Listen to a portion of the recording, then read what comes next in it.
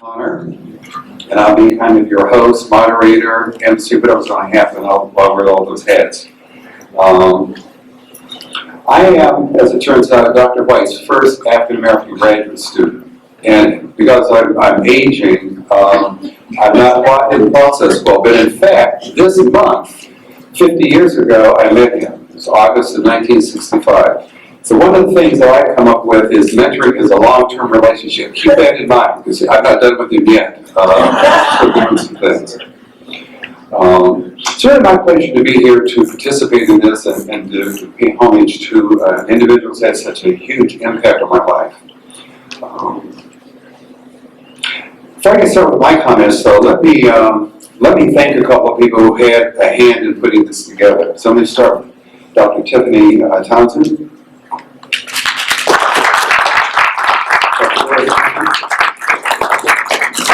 Those will be tricky like that, okay? And next to us is Dr. Amy Reynolds. I want to thank you very much.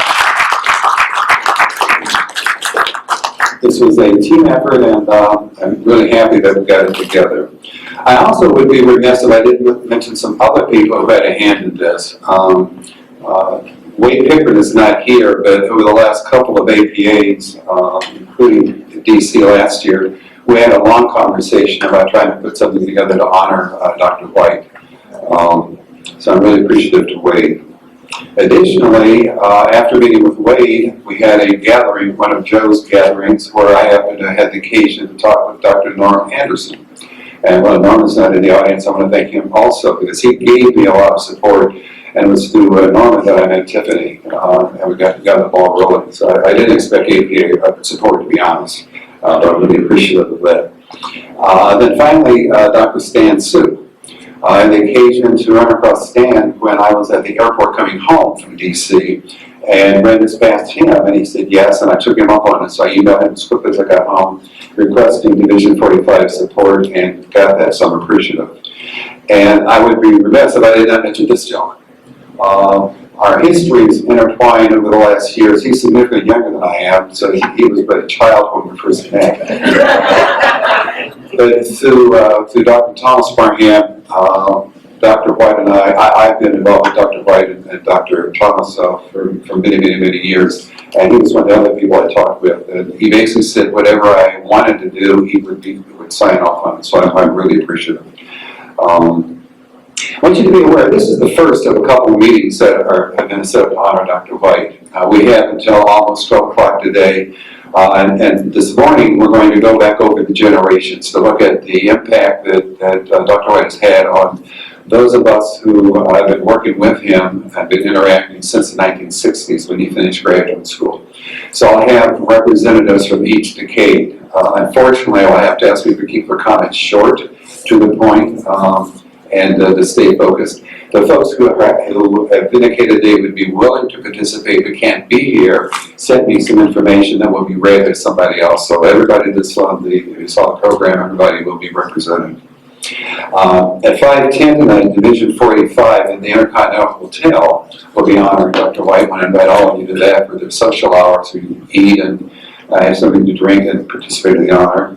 And then at 6:30, also in the Intercontinental Hotel, Dr. White will be receiving a presidential citation. And I invite all of you to be there for that as well. There will be a very brief ceremony for that as he gets his citation. And before I turn this over to Dr. Parham, I want Ramar Henderson to wave his hand. He does not do this, but Ramar has taken the lead on taping the activities. So I want as many as possible, we have some other thoughts, ideas that you might want to share regarding your experience with Dr. White, to please see Ramar, make arrangements so we can get you on tape also.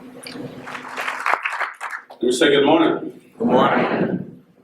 Always a pleasure to be in the space and to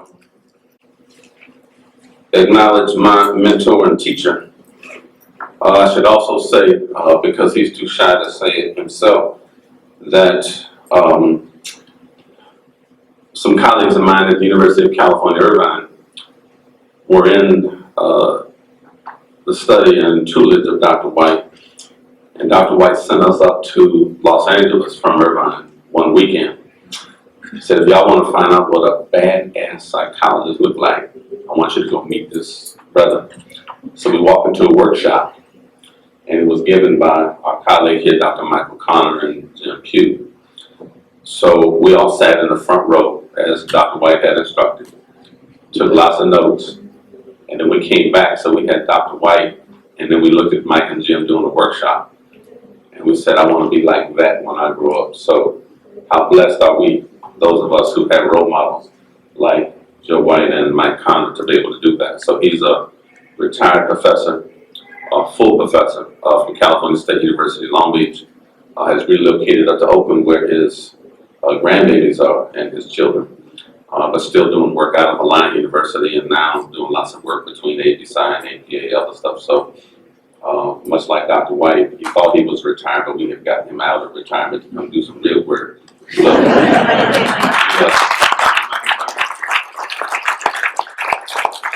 anyway, let me, my task this morning, first of all, before we get to the decades, is to frame why we are here to talk about this man you see.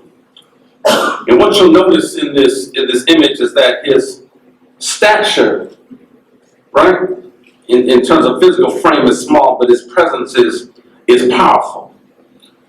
His voice awakens a room with a sound of cheerful acquaintance. His eyes survey any environment with a keen ability to decipher both pockets of support and affirmation as well as pockets of resistance, one of the fundamental lessons he always taught us. His hair, as you'll notice, is completely gray. His eyebrows bushy that frame the face that define an entire discipline of African American psychology. His lips protrude with the words that calm, excitable declarations consolidate massive amounts of information into clearly identifiable themes and provide affirmation and validation to one's spirit and personhood that just make you feel better about yourself. How many of y'all have ever been with Dr. White where he just makes you feel better about yourself? Somebody come up. If you look at the lines on his face, they mark the decades of both challenge and triumph from which his wisdom and inner strength were born. And yet the twinkle in his eye signals that he is still excited about life and the lessons it has taught him. And he's grateful for the ways he has been blessed to emerge through life's journeys. And he's emerged relatively unscathed. Not that he hadn't taken a few blows in life, but relatively unscathed. Joe called that healing in the broken places, I think. This is a face of Dr. Joseph L. White, master teacher, mentor, psychologist, author, and we honor the legacy he has left on the discipline of psychology, on the careers of students and young professionals, seniors, and on the hearts and minds of all the men and women that he has touched. So what do we know about Dr. White besides the pictures and the images and him being a father of black psychology? We know he was born in Lincoln, Nebraska, 1932, about 10 years after my late mother was born. He retired from the University of California, Irvine as a professor of psychology, psychiatry, and comparative culture in 1994. After 27 years there. And in between those years, he managed to help raise a family, write several books, contribute to the anchoring of a Head Start and educational opportunity programs throughout the state of California. Started a counseling center, taught thousands of students, counseled scores of patients, lectured throughout the country, and framed the discourse on a discipline that is well over 100 years old. And not surprisingly, he's still going strong, traversing the landscape of this nation, speaking and training on a host of topics and issues. That's pretty doggone remarkable for, right, almost 83 years old, yes.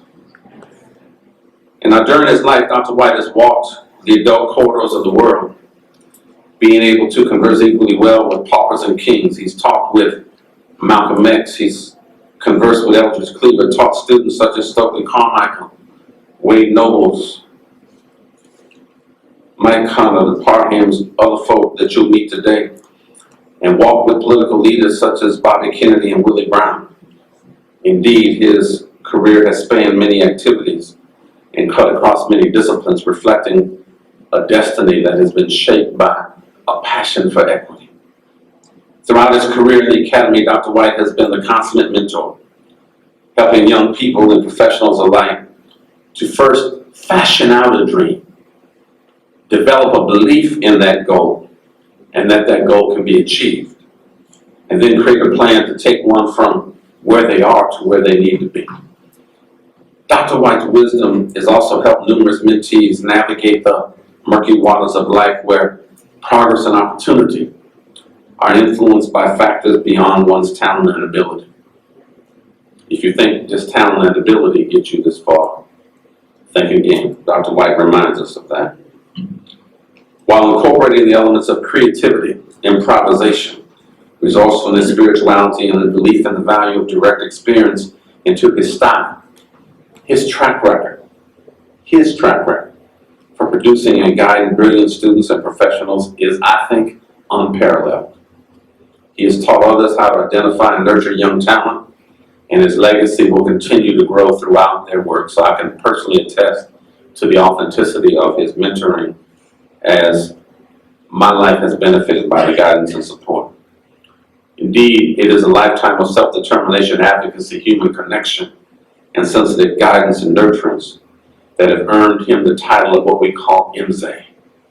MZ, respected elder, and Jegna, warrior and master teacher.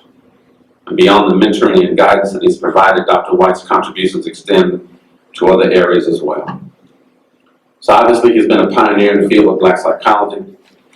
We affectionately refer to him as the godfather of Black psychology movement by his students, mentees, and colleagues.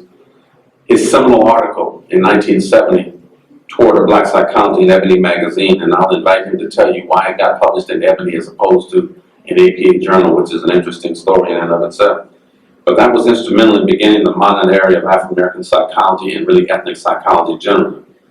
And he's co-authored several papers and 6 additional books: The Psychology of Blacks, 4-part series, Troubled Adolescent, Black Men Emerging, Facing the Past, Seizing the Future in America, and Black Fathers, the Invisible Presence in America, that he authored with Dr. Michael Conner. Now, in addition to his mentoring and teaching and research, he's been a practicing psychologist, consultant, so the versatility of what he has done is just pretty doggone phenomenal. So, what we want you to do is bear witness to the man. But I remind you as I take my seat and get ready to celebrate the decades, is that there's a piece of African wisdom I reminded folk yesterday in the presentation, that simply says existence has a face on every side, and every face teaches a lesson. And those of us that truly understand existence never separate the faces from the lessons they teach. What we don't want you to do is to come away being impressed by Dr. White's personality. What we do want you to do is to study and embrace the principles that he taught each of us throughout the decades. So pay attention to the continuity you'll see from the 60s and 70s and 80s and 90s and into this 21st century, because that is really the genius of Joe White. Each generation has an opportunity to fulfill its legacy or betray it. It is now his legacy we live out. And we'll now invite other speakers to come forward and talk about the legacy Joe White has left. Thank you.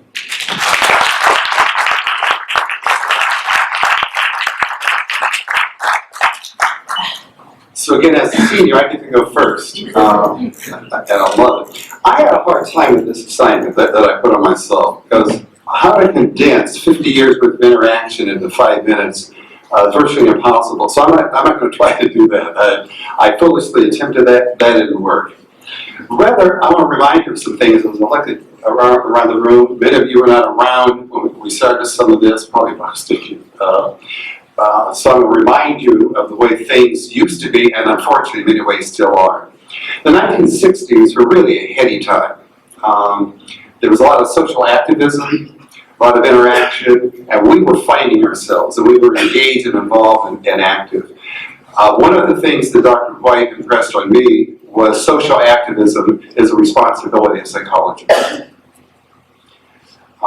Psychology at the time, for me anyway, so I'm going to stop on APA's toes briefly, frankly, was irrelevant. And when I went to school, what I found out, two useless things. One, I was culturally deficient, which still irritates the hell out of me because there's been no apology for the damage of that word. And I didn't have a father.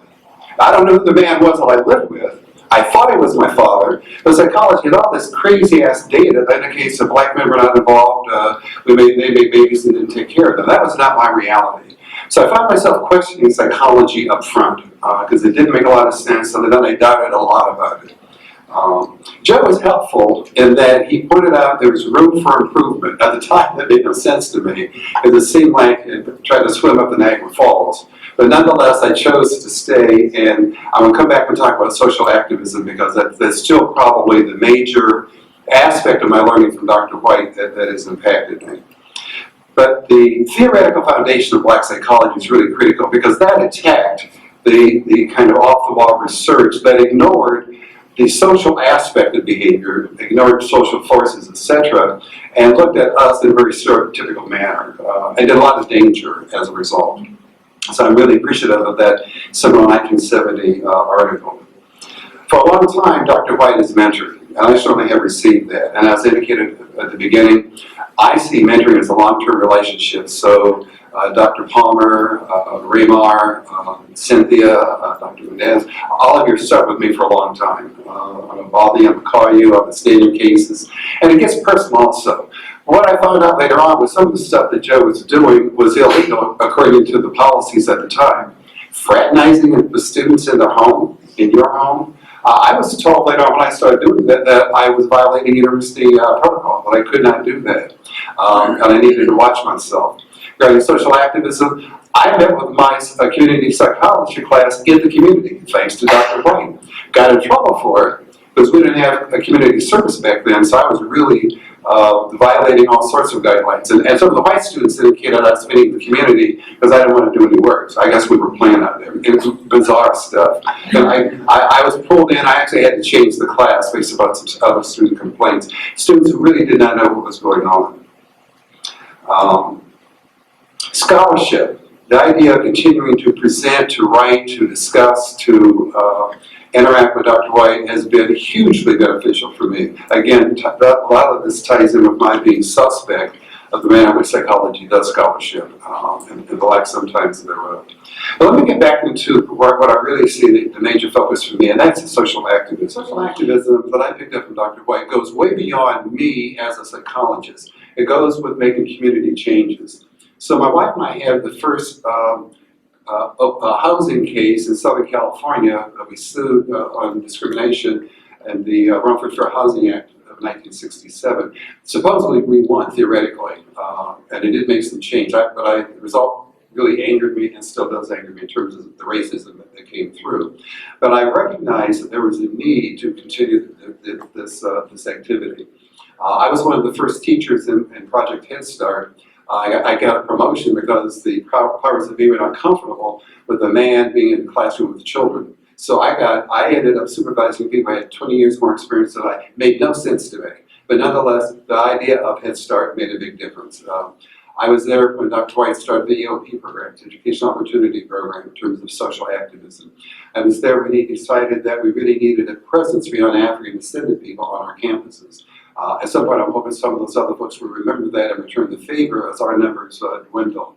But it's been a real pleasure for me to know Dr. White. And I finished my part with saying that I found myself thinking two things. One, I've had men in my life throughout my life. My father was present, 3 uncles were present, my maternal grandfather was present, and Dr. White happened along right in time when I chose to leave rural Ohio, ended up in California, not knowing anybody. And almost immediately, this is right after Wattsbury, by the way. In fact, Watts was still smoldering when I met Dr. White. And immediately there was another really strong black man in my life. And that was really, really powerful for me. Gave me the direction that I needed, gave me the evidence that I needed to find myself. Let me stop with that note. Now let me ask, let's see, Dr. Bill Barhan, would you come forward? And Dr. Copeland.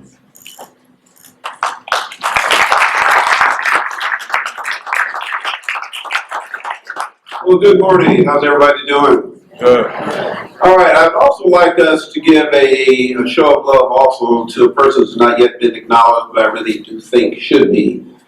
And that is behind every great man as a woman. And Dr.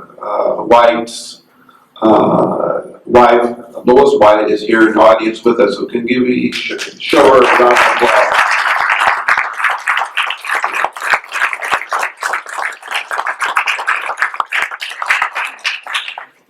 Thank you. I also want to acknowledge again Dr. Connor. He was one of all of our mentors. And he and Jim Hughes had these little sports cars that we all thought was a cool thing to have. The Jensen Healy. If you don't know Jim Hughes, he and Mike were like,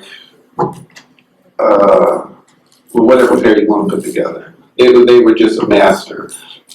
And it was those images that in fact I want to start with, because those are some early reflections I had, because those were the cool brothers. I want to go back, it's almost 43 years ago this month when I first met Joe White. So I'm just a little bit younger than Mike.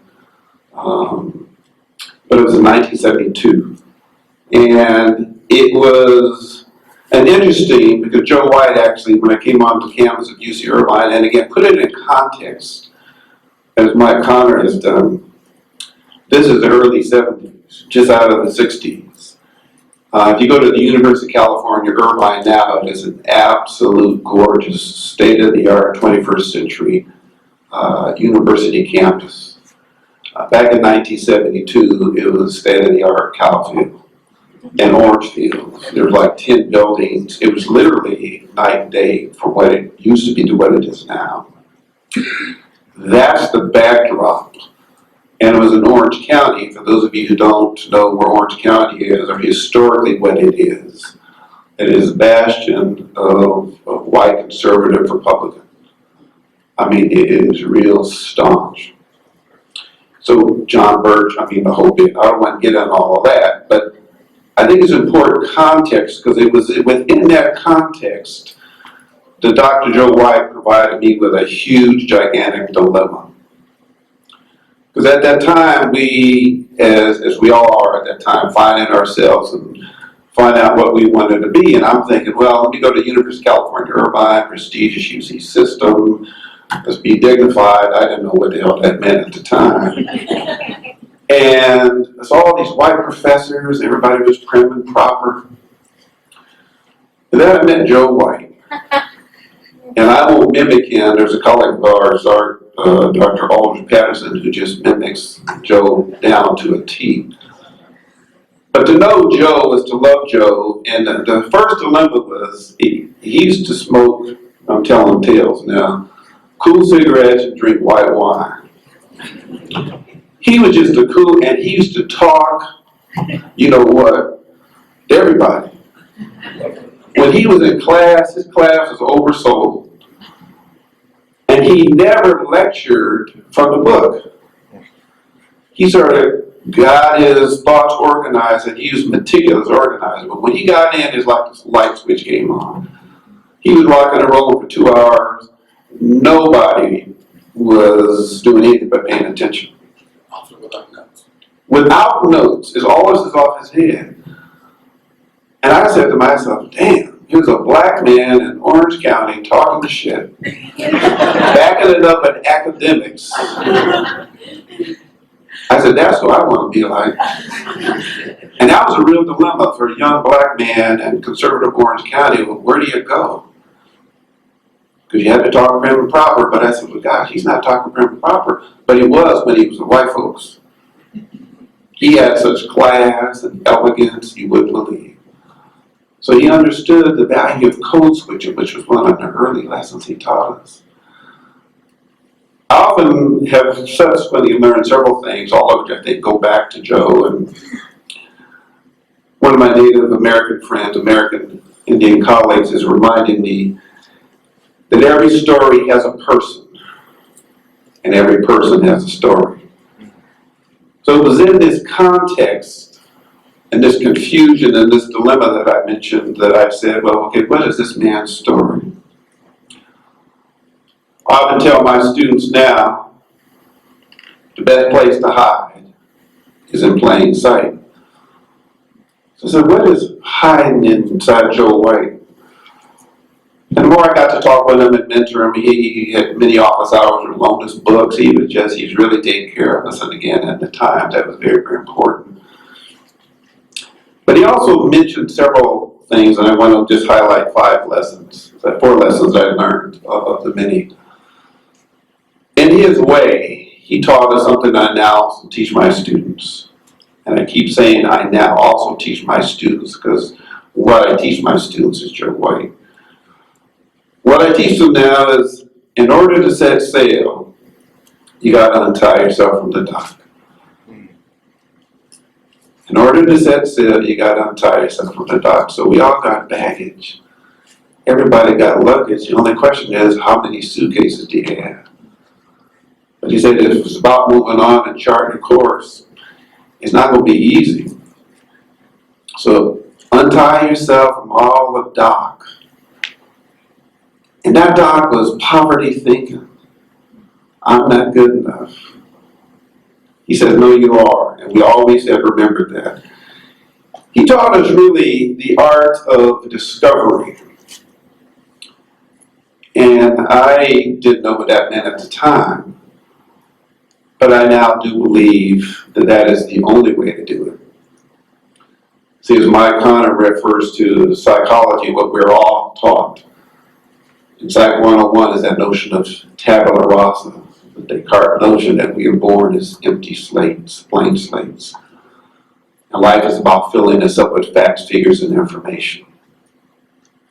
If you really, really, really understand that concept, I mean, and for real, what that notion promises you, doesn't suggest, doesn't hint, guarantees promise, that no matter what you do in life, you will never, ever be full. Because life is one big lesson in catch up, one big journey of filling in the gaps, plugging up the holes. So understand that we are scripted from birth to believe that we are less than adequate. And that was always confusing to me, because certainly my mom, single parent, raised us, that never came out of her mouth. Certainly, the more I understood and appreciated Joe as a father of Black psychology, he also reminded us that some of that thinking is not correct. And when you really, really look at some of the earlier work of Ivan Van Sertima, for example, who wrote The Cave Before Columbus, he reminds us that in order for something to be discovered, it has to already be there. And so, he taught us and began me thinking, if I'm coming out with something, it must be because I already got it. And the truth of the matter, when I look at it and subsequently have studied cultures from around the world, fully 2/3 of the world believe something different than tabula rasa. So they believe that when you're born, you have everything you need. It's like the seed. And life is about discovering the potential in that seed, indicating that at every lesson, every decade along the way, you don't have to learn anything. It's about discovering the genius and talent that you have. And I've taken that lesson, I always remind my students that. Some of you have heard me say as I wind down, that notion of sunrises and sunsets. If I ask many of you in the audience, have you seen the sunrise this morning and set last night? You say, of course. If I really make this a little longer and say, have you been romanced and made promises before you went to bed and woke up with a different sort of spot? You can say, of course I did. All of you believe sun rises in the east and sets in the west. It's Nancy Boyd Franklin, who unfortunately cannot be here today, but fortunately, we have Dr. Kevin Coakley to share some information she has sent. They are doing other things.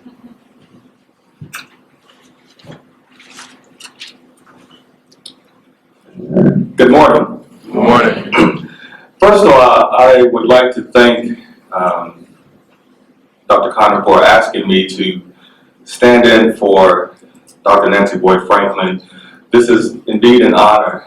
I clearly am a few years younger than this esteemed panel, and I really should be sitting out there with you all. And I want to acknowledge that I am very happy to be standing here before you. And let me just share a couple of words before I read Dr. Boyd Franklin's tribute. I've known Dr. White for the entire duration of my professional career, which spans 17 years, at 3 different universities: Southern Illinois University at Carbondale, the University of Missouri at Columbia, and now the University of Texas at Austin. And I can't keep a job, I know. And one of the things that has really been important for my professional development has been the people that I know. And so, as a young assistant professor at Southern Illinois University, I was trying to make my way. It was a very intimidating environment. A young brother who wasn't sure that he could make it in the halls of academia. And one of the things that I was able to do was to reach out to my elders to ask them to come to campus to make me look good. Because when you're able to sort of say, you know, I can make a call to such and such person, and in this case, Dr. White and also Dr. Bill Cross. But when I was able to say, I can make a call and ask them to come to our campus, you know, these individuals whom we have read about, it made me look good. I was able to shine. And so everywhere that I've been, Dr. White has answered that call. And when my students have had an opportunity to meet him, they bask in his greatness and in his humility, because he is that type of individual. That said, let me read Dr. Nancy Boyd Franklin's tribute. Dear Joe, congratulations on the special honors that you will receive at this conference. They are well deserved. I am so sorry that AJ and I will not be able to attend in person this year, but we both send our love to you. You have mentored and guided generations of psychologists. As I reflected on your impact on my life, I realized that you have mentored me many years before we met in person through your scholarship and publications. When I was an undergraduate in 1968, I read your seminal article entitled Towards a Black Psychology in Ebony magazine. It was this article that first drew me to the field of psychology. To this day, when a young student tells me that they have been mentored by my work, I think of you and your contribution to so many in our field. I still remember the first time that I met you in person. As a first-year doctoral student, I was attending my first professional conference at Hampton University in 1973. I was in awe of you, and I told you that you were my hero. I was scheduled to give my first presentation at this conference on testing, and I was so anxious. Through all of these years, I still remember how you sat with me for hours the night before the presentation, helping me to rehearse, and you empowered me and gave me the confidence to deliver a meaningful speech. Throughout the years, you have mentored and supported me, and I have lost count of the many letters that you have written for promotions and the hours of advice that you have provided. Sometimes when I am overwhelmed with requests for letters from students, I think about you, and I find the time to write one more letter. You taught me everything that I know about mentoring, and I often think of you as I pass on your wisdom to the next generation. You are one of the most important members of my professional extended family. I will always cherish the support that you have provided and the contribution that you have made to my personal and professional life. With love and admiration, Nancy Boyd Franklin.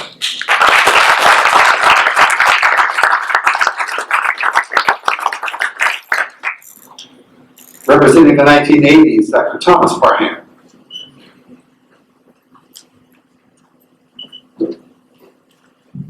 I want to begin this tribute by having you also bear witness to some folk who have been influential. Some of you recognize that as the great Willie Brown. You know, one of the handsome young man of the black. Right? That man right there.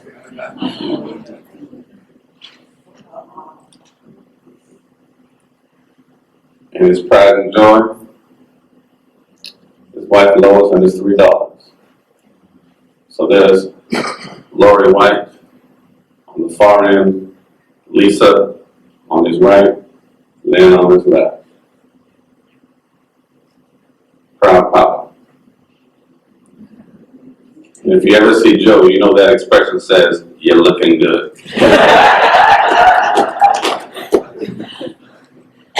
So it's often said that the measure of a man is not where he stands in times of comfort and convenience, but where he stands in times of challenge and controversy.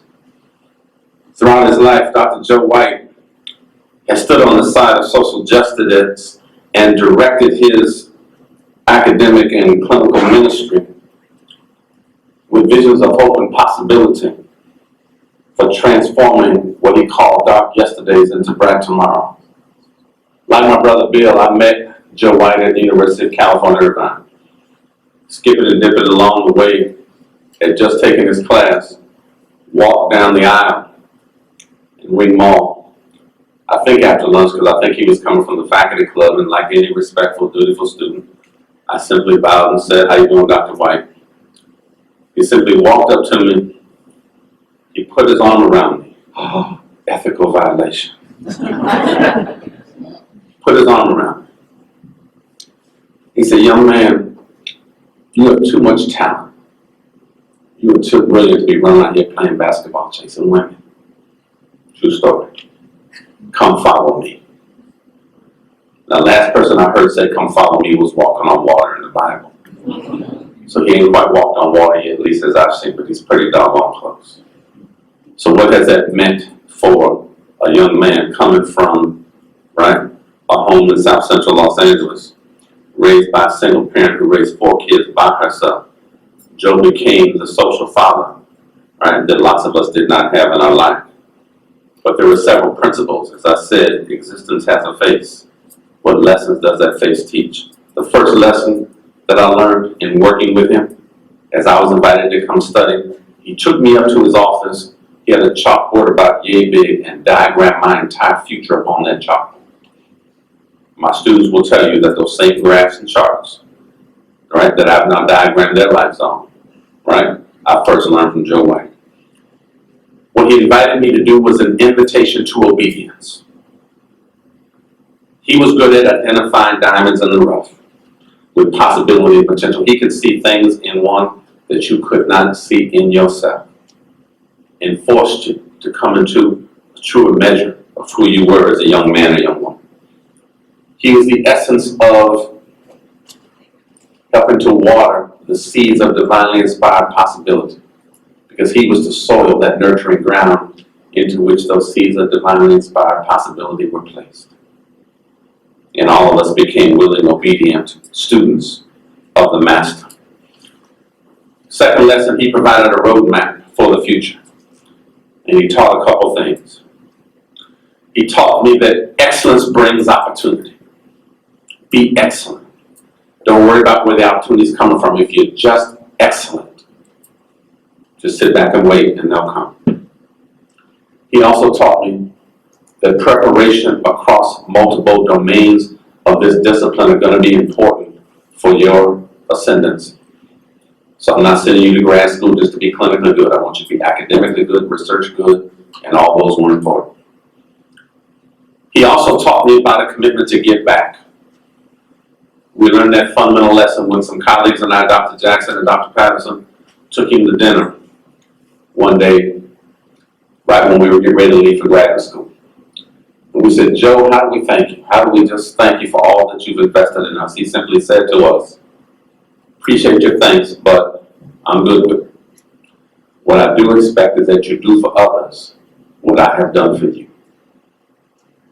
Before Pay It Forward was a popular movie, that was the mantra that Joe White put into our hands. There were other mantras for success that he had. And there were life lessons that continue to penetrate my psyche and consciousness and have helped me really frame the work that I do as an African psychologist. One of the fundamental lessons he taught me in class and through his mentoring is you cannot seek validation from your oppressor. Let me say that again. You can't seek validation from your oppressor. The problem is not that people have a poor opinion of you. The problem is you give a damn about what they think in the first place. The essence of Joe White. He taught that whenever you go into a new environment, you have to always assess what an environment will tolerate. So much like when you walk into a party, you don't jump in the middle of the dance floor. You sit back on the wall a minute, kind of check out. He called that sequential analysis. You got to see what it is that's going on first. And when you go into an environment, you find out where your allies are, where your alligators are. You stay away from your alligators, you align with your allies, and everything's going to be all right. He taught me that the key to mental health for young black men and women, for other people of color, for other folk that he mentored and trained, was to always have a broad range of choices and options. Who learned that lesson? Yes. He taught me that it was important not to be able to just hang through life, but to also learn to heal in the broken places. That life is going to be a journey, that you're going to have a few ups and downs, but you got to be able to persevere through adversity. You got to be able to stand up and be strong, and if you can contextualize struggle and understand that it's always in that space. As a scholar, he taught me to never be afraid of new ideas, as my brother Bill so adequately pointed out. Joe helped us to frame the difference between two contexts in science. He said science has two contexts. One is the context of discovery, the other is the context of confirmation. And what everybody's wanting you to confirm, what we want to be able to do is not be afraid to discover. And what that has done is helped me to really chart some new paths in some of my writing and research that I owe a lot to this particular man. Lastly, I'll say as I take my seat, that the best word to be able to describe someone like this, who has been a mentor, a father figure, a friend, an academic, he has one of the keenest intellects I've ever seen in my life. Still can deliver lectures with no notes. But that's an example of the preparation that he did and what his mind just absorbed. He could just take these desperate facts out in the stratosphere somewhere and consolidate them into major themes and just walk you through it and then re-walk you through it again as if there's an imaginary outline in his head. He has one of the finest intellects of anybody I've ever met. But mostly what he is about and what he gives to his students is a very simple word called L-O-V-E. He learned how to love you. He learned how to teach you how to love yourself and then to inspire you to love others. And if we had more people spreading that kind of love in the world would be a better place. He is the essence of love. That is joy.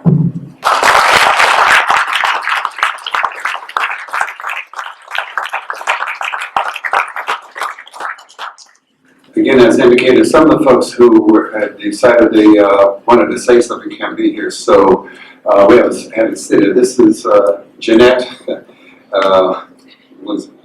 Castellanos. Who was that?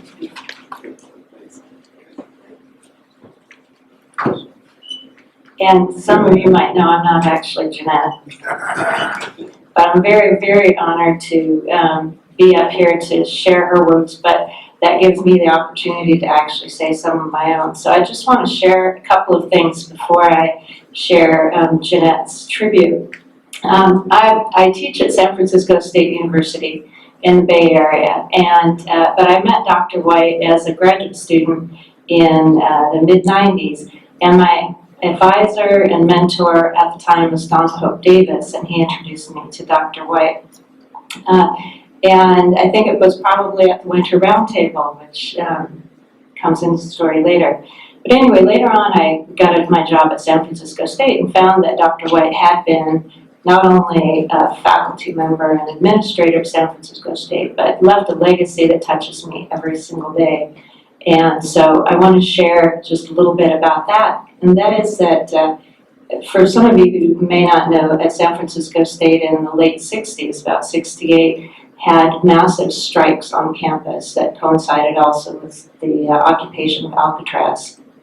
And Dr. White was an administrator at San Francisco State and was in the, well, let me say first, the strikes were about developing ethnic studies, specifically Black studies on campus. And if I'm not mistaken, the first Black studies program in the country. And Dr. White was an administrator at the time with the student strikes. And so he was, I can't even imagine what that must have been for you as an administrator at the time, to be that sort of both bridge, but also how do you represent a movement like that in the face of campus administration, and probably much wider than campus administration that was, I'd imagine, terribly hostile.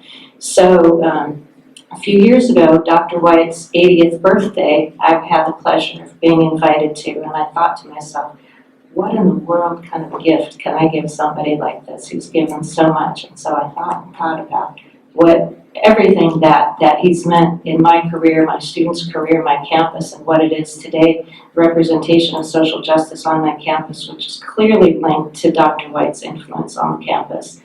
And so I went Googling. What else do you do when you don't know what to do? I Googled Dr. White, 1968, San Francisco State, and I found an old news video. So now you can find it if you want. It's interviews in 1968 of Dr. White during those strikes with the young African-American students, the Black students on campus, with the protests. And it's beautiful. Everything is as the time as you would imagine it looks on old movies and TV. You know, the reporter in a white trench coat interviewing Dr. White, he with the students behind him, very strong presence. So I suggest taking a look at that. But I also just want to say really briefly, Dr. White has sort of, when Dr. Connor asked me about being present at this, I realized actually Dr. White's more adopted me as a mentee, which I feel so thankful for, because what that means is that my students then have access to him in a way that they wouldn't otherwise have.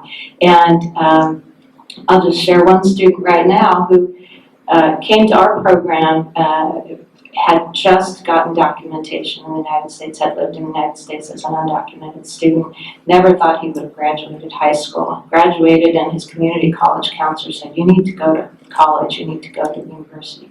Never thought he'd get an undergraduate degree, got his undergraduate. Never thought he would imagine go to graduate school, came to our program to graduate school. We went and presented at the Winter Roundtable, and I said, there are some people you need to meet. You need to meet Dr. White, Dr. Ponce, Dr. Parham. I had the whole list of them. And sat down, and my two students, Dr. White spent 2 hours with him, sitting there in, the rest of those of you who are familiar with the roundtable, yes, in the little lounge area, and they came away just overwhelmed with his graciousness, his goodness, his wisdom, his heart mostly. And that student now, Brian Rojas Aruz, is starting at the University of Oregon in a doctoral program in the fall. So they weren't able to be here, but they want to extend really their gratitude to you, Dr. White, as they share almost every time they talk to me about their future. I also just want to extend Dr. Alvin Alvarez, my colleague, is not able to be here either, but he had tremendous impact. And when I tell my students I want to grow up to be Dr. Alvarez, I realize that that's actually, I want to grow up to be Dr. White, because I think as I listen to Dr. Parham talk about that, Alvin was a student of Joe White's, I think, as an undergrad. And so I think some of the characteristics he takes as a professor come really from Dr. White. So huge legacy. So now I will share Jeanette's. I hope I can do it justice. I'm grateful to be able to share a few highlights of my journey with Dr. Joseph White, my mentor, colleague, advocate, and role model. Our journey started in 1992 when I was 19 years old, a young Latina undergraduate, first-generation college student. I was unaware of academic culture, the importance of having a mentor, and even that there was an afterworld in academia post a BA.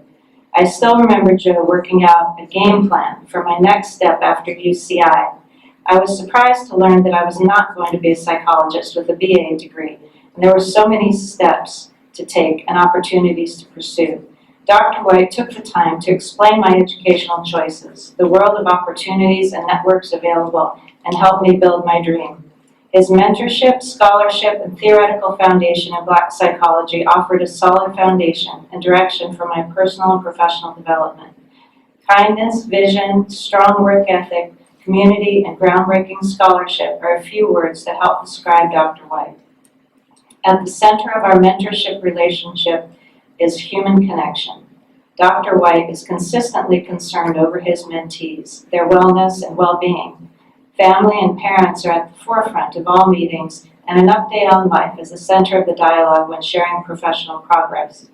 Growing up without an academic role model until Joe, I did not know the culture of academia, the dynamics of the system, and the politics.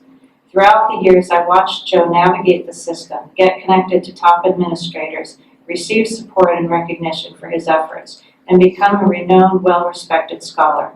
Work and community always have a connection for Joe, and his critical thought process of offering the field cultural concepts and processes often untapped and unexamined were central to my learning.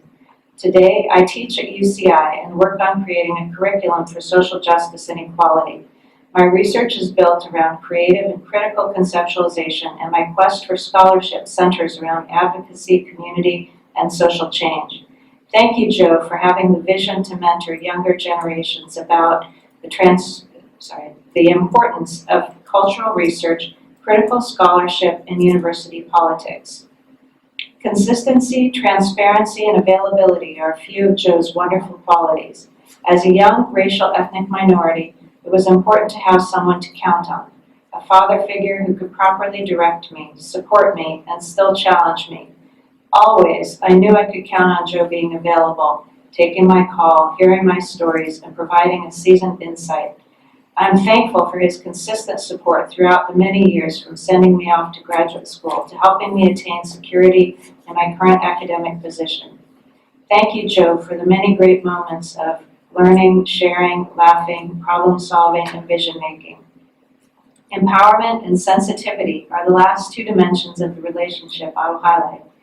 Coming from a single-parent household and a highly culturally encapsulated family, Joe understood my challenge of balancing home and school, culture and language, and gender expectations. He always checked in to make sure my family was still supportive of my journey, and he provided me with psychological readings and other female role models to understand my inner voice and power. He celebrated my culture, sex, and gender, and always reminded me of my potential. He reinforced my self-beliefs and helped me to gain the confidence all scholars and professionals need to pursue a dream.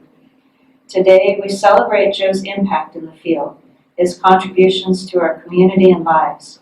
Thank you, Joe, for your innovative scholarly contributions, your mindfulness of attending to the people in us. Thank you for your pioneering initiatives to facilitate a cultural voice in psychology. Your advocacy, community building will impact many generations to come. Thank you for being a great teacher, a teacher of life and school. I love you, Jeanette Castellanos.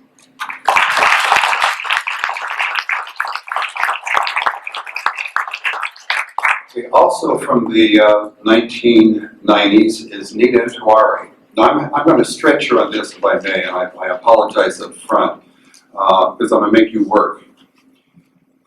To get this done, I want you to close your eyes and picture standing before you is an attractive 45-year-old Indian American woman who's about to share. So you've got to see me as this. That's where you get your eyes, but okay. You now say this brown-skinned old man with white hair or no hair. I walked into Dr. Joe White's office 25 years ago in 1990 as an undergraduate student. Because Joe was the professor I needed to see if I wanted to get research experience to go on to grad school. A bit intimidated by this idea, I thought to myself, oh my God, I need to prepare to talk to this professor to make certain he likes me, wants me as a researcher, so he will let me research with him. I gather my transcripts, my awards, my letters of recommendation, my writing samples. I walk into his office in Social Science Tower, room 517. I see him and think to myself, this is a professor that is the Dr. Joe White. His office has stacks of books and papers everywhere. He's wearing thick glasses, has a serious look on his face, and has gray hair. Nevertheless, I introduced myself, shook his hand, and began speaking with pressured speech. Hi, Dr. White, I'm Nita Tawari. I would like to research with you. I want to present to you why you should work with me. These are my transcripts. Here are 3 letters of recommendation and some writing samples. I was also commencement speaker at graduation and received 2 scholarships. I played high school basketball, was president of the student body, and so on. I continue to talk, and he's not saying anything. I'm not even sure he's listening at this point. All I'm getting is this blank stare and an occasional, After 15 minutes of nonstop talking by me, he collected the information, doesn't look at any of it. I'm reminded about the faces I'm reading. Let me stay with you, okay. And says in a raspy voice, okay, thank you for the information. I want you to take my adolescent psychology class this fall. We'll set up another appointment after you register for my class. It was nice to meet you. Obviously, she took off. Her thought was, I was like, that's it? This is the Dr. White that everyone is talking about? He didn't even ask me any follow-up questions. At any rate, I did register for his class. The first day of class, I sit down casually looking around and checking out the 200 students in the lecture hall.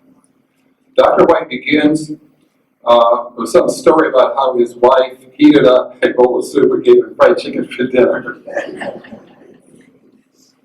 We all laugh, and then he starts lecturing. I am still half listening and half writing notes to my friend in the very back of the class. 5 minutes into the class, I hear, Miss Nita Tawari, what do you think of the issues that are facing African American adolescents in society today? I was like, oh shit.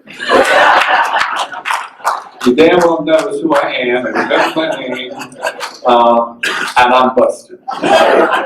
From that moment on, I knew I could never doubt Dr. White again. I showed up for class early each week, sit in the front, and always paid attention. Let me jump ahead, because other things that were similar to that, but you get the point. This is similar to what Dr. Thomas Parham shares. Joe asked me nothing in return. He just said, go make a difference in the lives of 5 people. They would then go and make a difference for 5 more people, and thus the ripple effect continues. Joe, your effect has rippled across the nation, and the mentoring cycle has continued beyond what anyone could have ever imagined. Thank you for being the most influential person in my life in the past quarter century, from when I was an undergraduate at UCI in the 90s and beyond.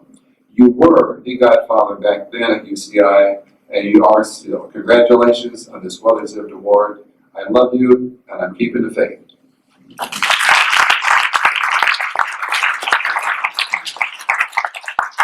Now, let us move to the 200s. Dr. Medina. I'd say 2000s. Hello. Oh, that was a senior slip. Dr. Cynthia Medina.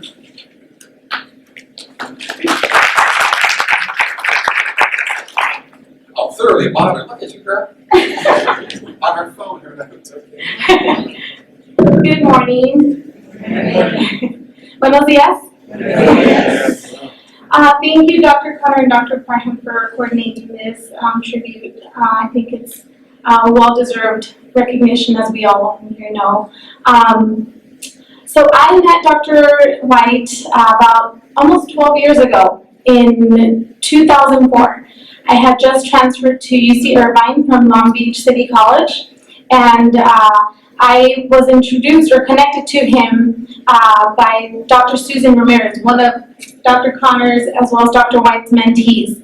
And she worked with my mom at Costco. My mom works at Costco, and when my mom, when we found out to give Edna a call, I was, didn't have much to do and thought, why not?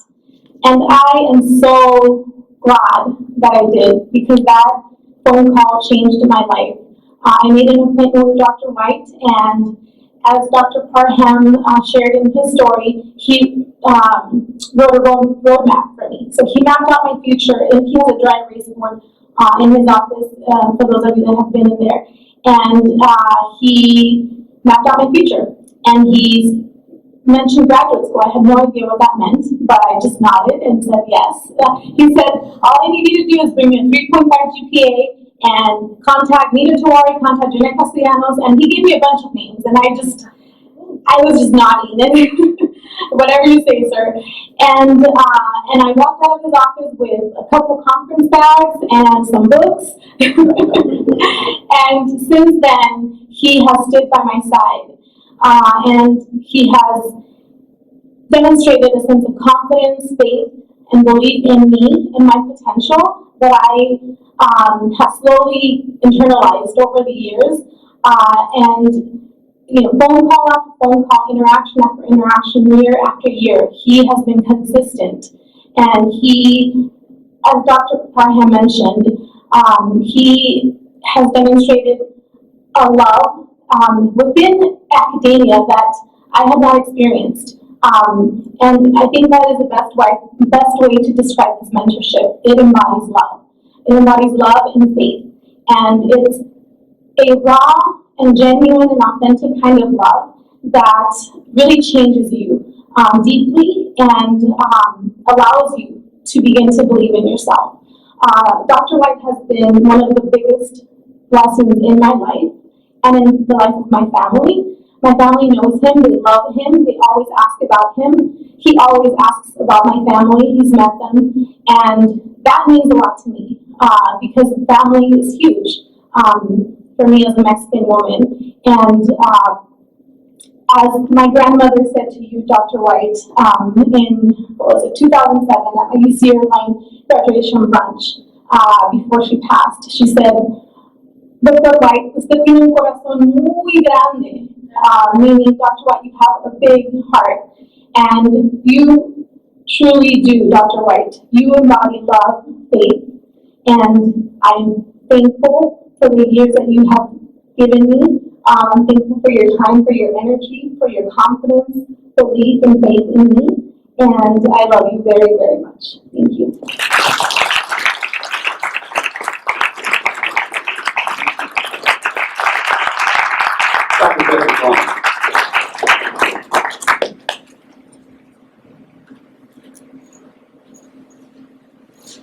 Still representing the 2000s.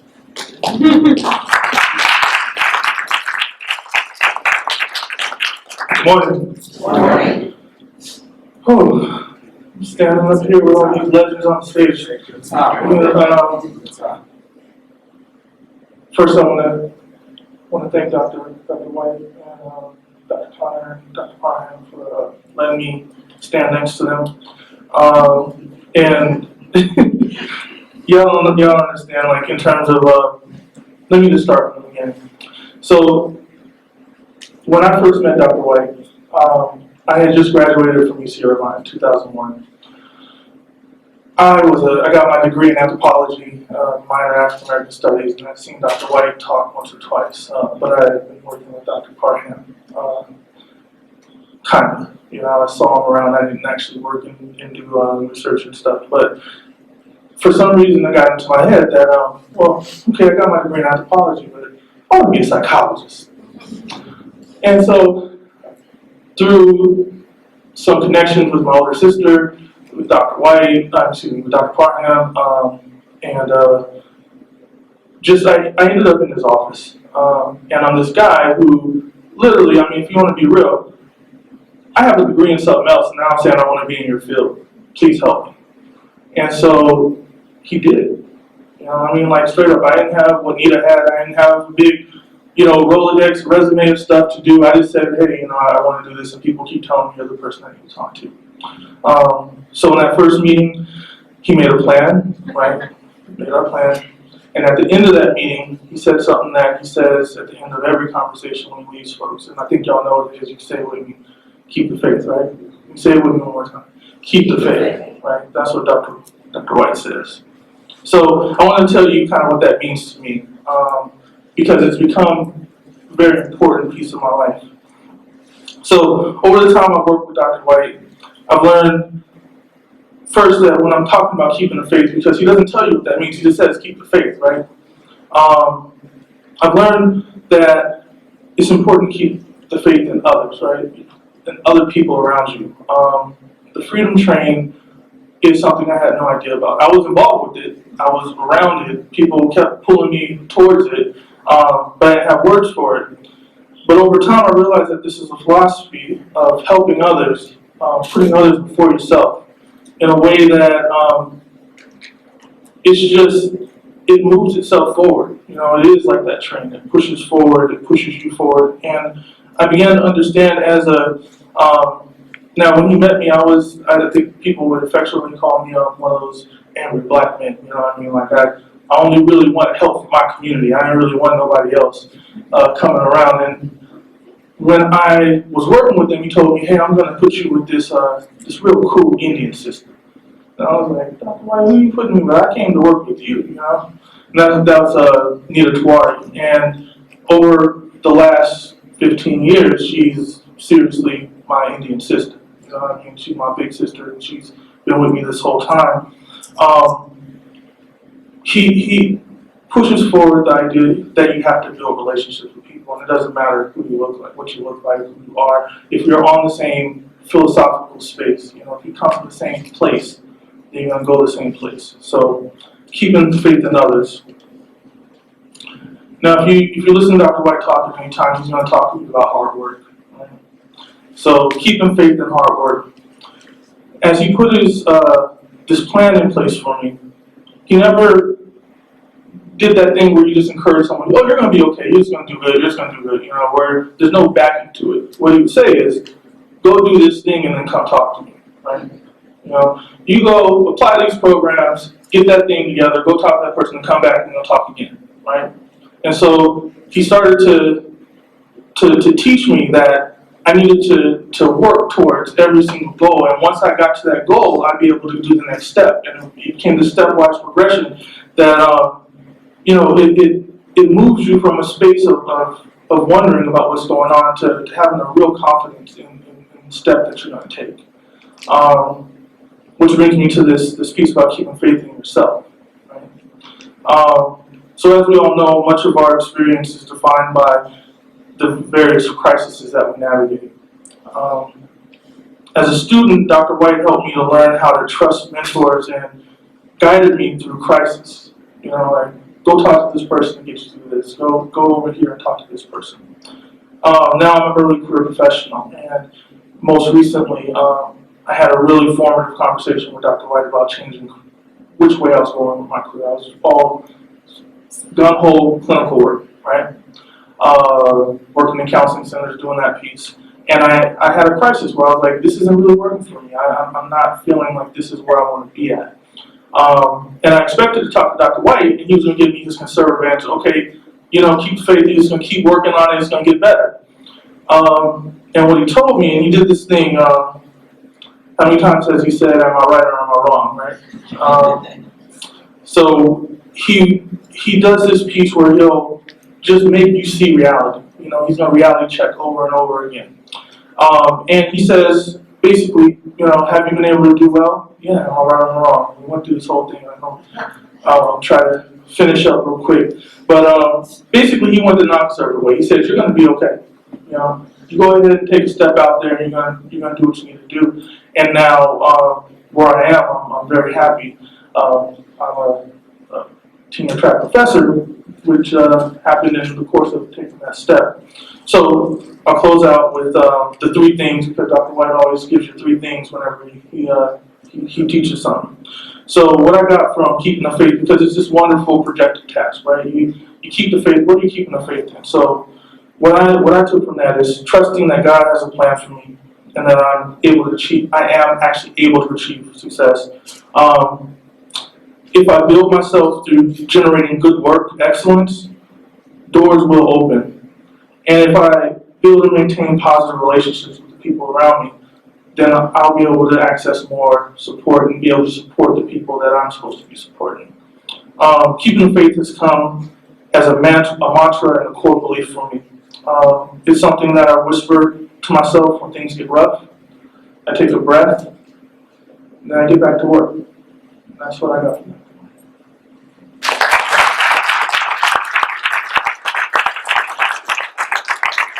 Let's see what the turns on. So, Dr. Townsend, will you step in?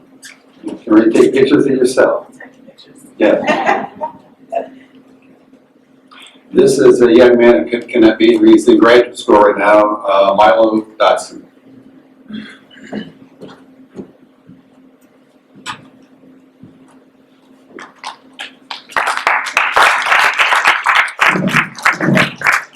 Good morning. Okay, so before I ask you to imagine me as a Black male student, I just wanted to first, obviously I don't need this mic, right? I wanted to first say how honored it's been for me to take part and just be a small part of the planning of this tribute. When Dr. Anderson approached me and asked me to work with Dr. Connors, I said, of course. I would have been, had I been on the West Coast, one of the 90s students of Dr. White. But in essence, I really was, because I was raised in my graduate career at ABSI, bearing witness to the legacy of Dr. White. And so when I was asked to be a part of this here at APA, understanding the history that Dr. White had with APA and ABSI, I thought this was a very powerful message to do here. And I am so happy that Dr. Connor allowed me to be just a small part of that message. So I wanted us to just give, right now before I start doing my acting role, I wanted us to give a hand to Dr. Connor, because this was really his vision. And again, I think it's a really powerful message that we're giving. And it's so beautiful to be able to do that and share it with Dr. White. So I just wanted to thank him for that. Okay, so I am now Milo Dotson. 6'3", right? So you do have to have some imagination here. 6'3" Black man. Here I go. And I may need reading glasses, because again, I said I'm the 90s student.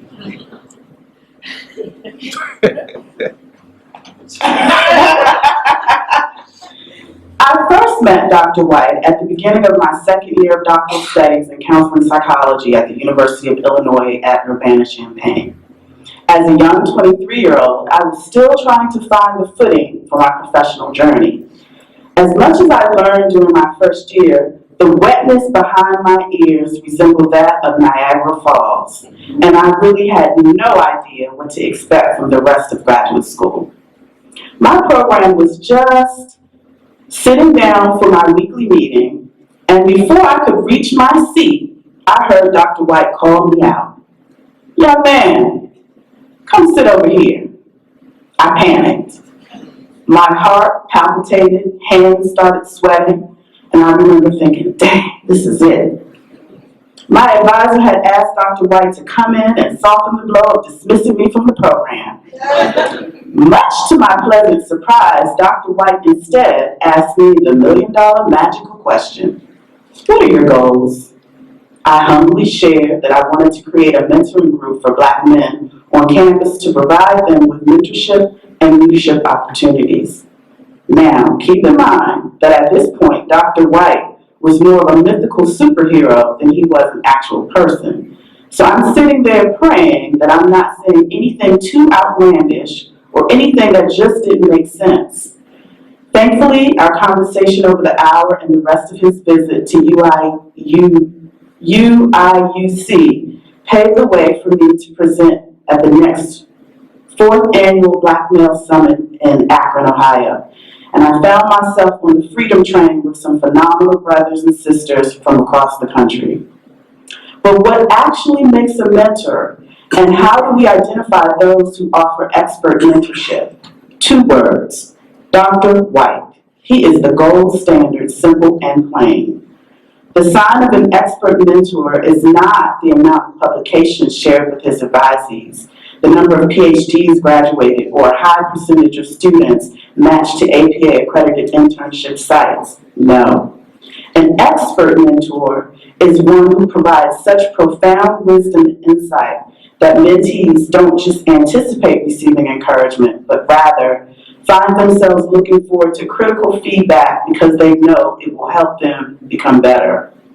I can point out the quantifiable growth I've experienced in these past 6 years as it relates to my identity as a scientist practitioner. However, in terms of my own personal development, Dr. White's mentorship is incalculable, invaluable, and incomparable. I unreservedly share that Dr. White has not only made me a better mental health professional, but empowered me to become a better man. I only hope to advise and mentor future students in the powerful way that he has mentored me. Dr. White's legacy of mentorship exceeds the confines of time. His is a legacy that allows him to transcend the normal understanding of mentorship to become the conductor of the freedom train's past, present, and illustrious future. Dr. White consistently reminds us what life is about. Us, others, communities comprised of individuals working together to become greater than they could be alone. It is a distinct honor to call myself a mentee of Dr. White, and I will continue to work altruistically to become deserving of that title.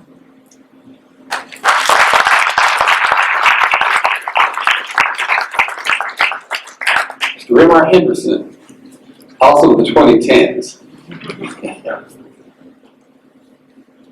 Can I take a moment right as he's coming up to Dr. Jones? Would you raise your hand? I want to appreciate your presence, Dr. James Jones. Okay, thank you. Thank you for coming.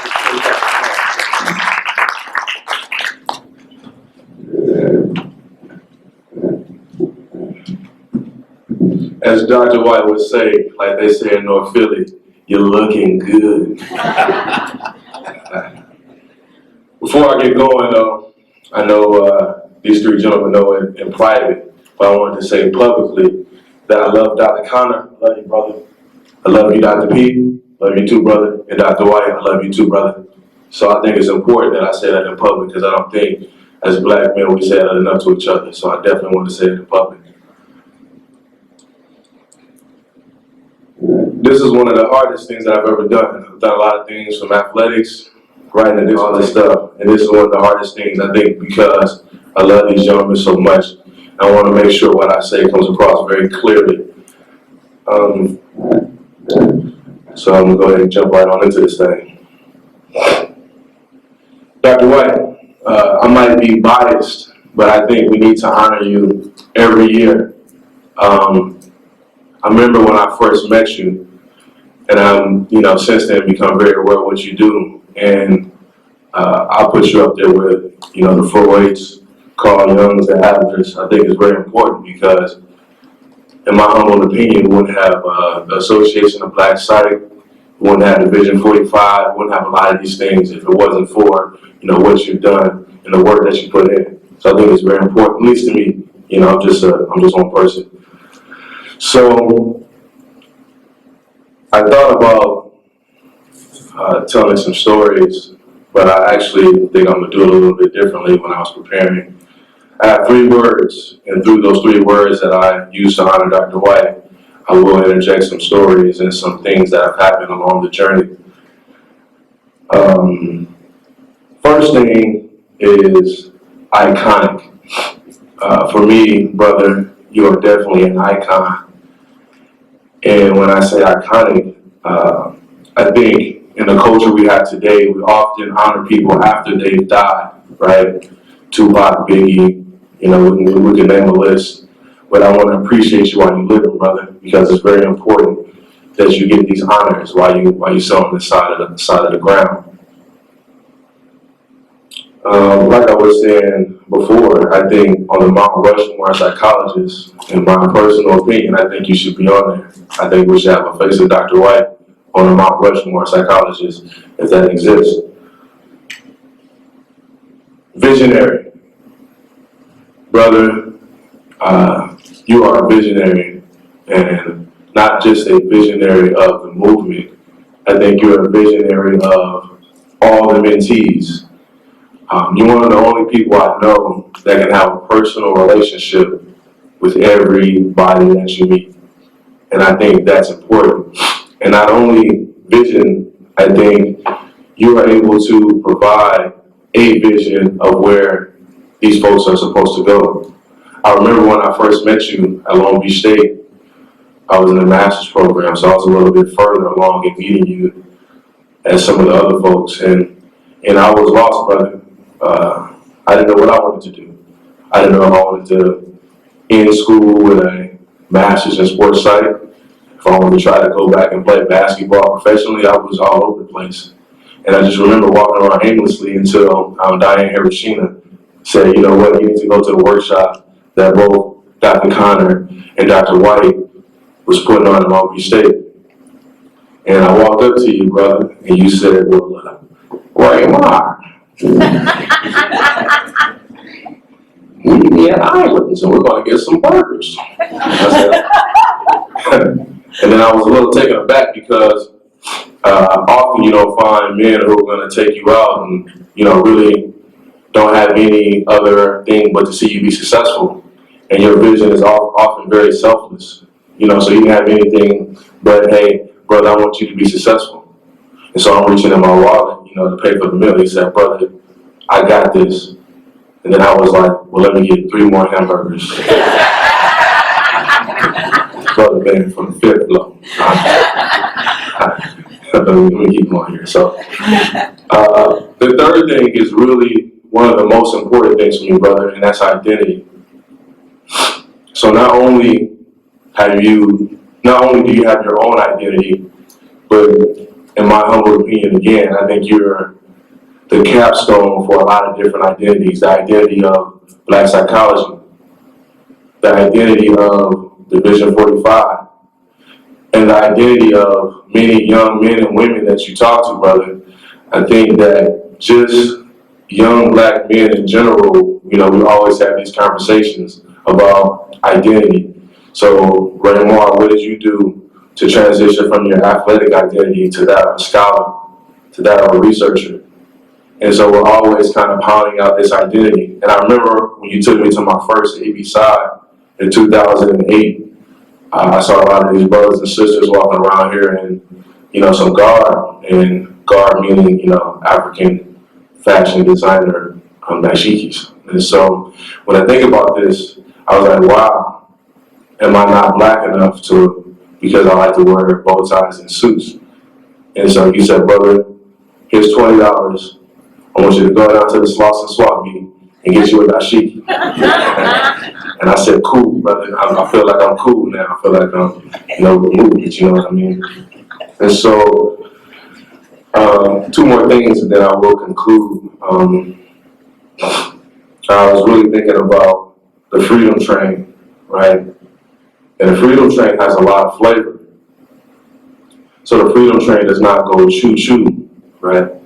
I was thinking the Freedom Train has more of like a hip-hop, kind of Kendrick Lamar type of vibe to it, because you have a lot of different people from a lot of different walks of life. And the Freedom Train does not end with the 2010s. The Freedom Train is going to continue moving. And you're the conductor, brother. And so I will say to the public that I will keep the Freedom Train going to the best of my ability once you transition, brother. And lastly, if anybody has ever heard Brother Dr. White do his jump back, baby jump back, I feel inspired. So I put a little something together. I would like everybody to stand up and hold hands. We're going to do a little call and response here.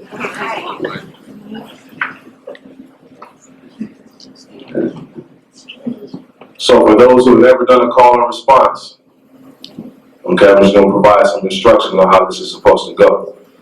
I'm going to say something, and I want you to repeat it until we get to the end of my little something. Okay, so, make sure I don't. Greatness is not about the end goal. It's not about the end goal. It is about the process. It is about the process.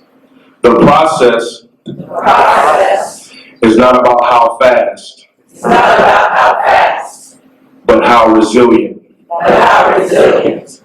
Resilience Resilience is about sustaining is about sustaining incremental growth incremental growth and not remaining and not remaining a prisoner of the moment. a prisoner of the moment. Baby, Baby, we must not we must not jump back, jump back, but but spring forward. spring forward. We gon' We gon' be alright. be alright. A little louder, please. We gon' We gon' be alright. be alright. One more time, a little louder.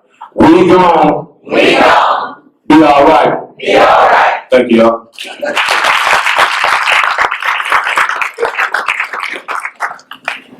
Okay, we're at the point in the program now that I'm about to ask Dr. Joe to come up and say a few words, but my brother, Dr. Cross, to me occurred. He's on for this afternoon. Do you want to share your words now, or can I hold you off until Division 45? All right. Thank you, sir. Dr. White, you want to talk to them? You want to come up here?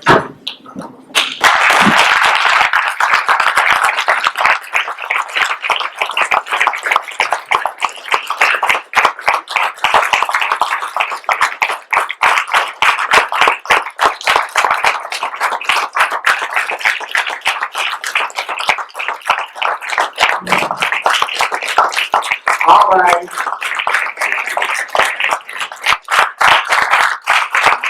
Okay. It's like the meeting of the Communist Party with Joseph Stalin. You couldn't stop clapping else the police would get you. I mean, this is just a wonderful occasion. I kept opening up my eyes to see if I wasn't dead yet, you know. This is where people talk about you having done died. You know. While you're up on around here, man. The crocodiles is after your ass. But this has just been a wonderful tribute, and I'm so glad to see so many young faces here. The next generation of psychologists, and even the generation after that.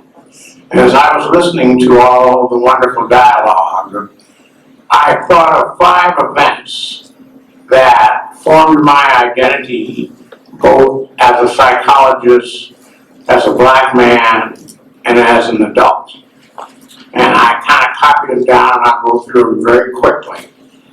The first event that began to form my identity as a psychologist and a black man, young adult, occurred in 1958.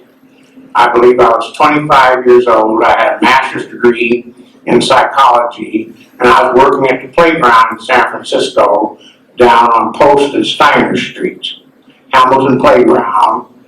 And I was on my way to law school. Willie Brown had got me into Hastings Law School. And the reason I was on my way to law school was, despite the master's degree, despite my great numbers on the graduate record, despite my undergraduate A- average, I couldn't get into graduate school. And y'all know why, don't you? Yeah. Y'all figured that out, right? So as a young adult, and even as a child, I was hyperactive. I had no time to be fooling around with you for no 400 years about a bunch of foolishness. You know what I mean? So if you don't want me, I don't want y'all, and I'm going to law school and make a living, right? And I was married at the time and had a 1-year-old baby, so I'm out at the playground throwing out the basketballs, and the secretary called me and said, one of your professors from San Francisco State is on the line and he wants to talk to you right now. So I ran in the playground office, and my professor, Steve Roush, told me that Michigan State is coming out here to interview you. Blew me away, because I hadn't even applied to Michigan State. And so they came out to interview me, and we lived up near Golden Gate Park with me, my first wife, and my little baby who was almost a year. That's the way it happened. I said, I don't mind if I do, you know. And like that, the president's office called the site department and they admitted me. So that was that story. So I get to Michigan State, that's 1958. The next year, I meet the late Malcolm X. Y'all heard of Malcolm X, right? And you know, I went to school in East Lansing, Michigan, and Malcolm grew up in Lansing, Michigan, which is right next door. And his youngest brother, Bob Little, was a graduate student in the School of Social Work at Michigan State at that time. Now I want to take you back to 1959.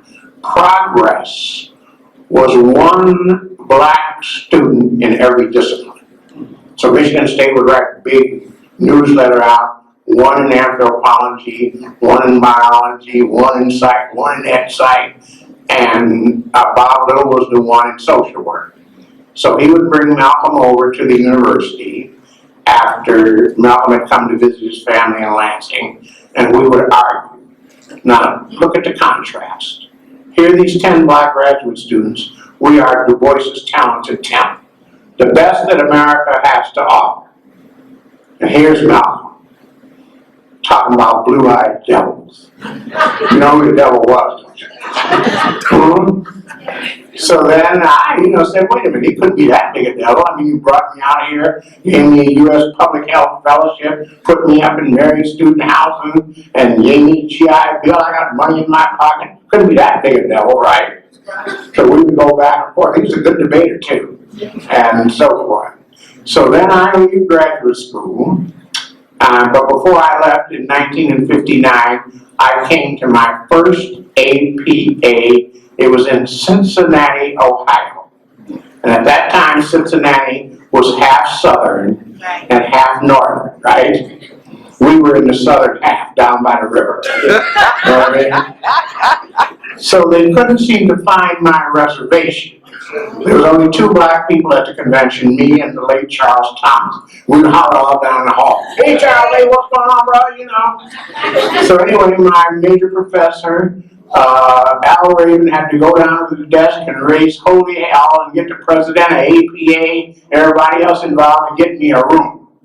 But I didn't get a room in the hotel. So that was my first APA, and look at all y'all out here now. There was 2 of us. No Negroes, you know what I mean? So then I go and get my first little job at Long Beach State. And Bill Parham, I used to call him Billy, but now it's Dr. Bill and Dr. Tom. They was both little boys growing up in South Central LA. And the brothers tore the community up. That was before Rodney King. They were in grade school. Their mama wouldn't let them outside the house. The brothers tore up the place for 5 days running to a Molotov cocktail.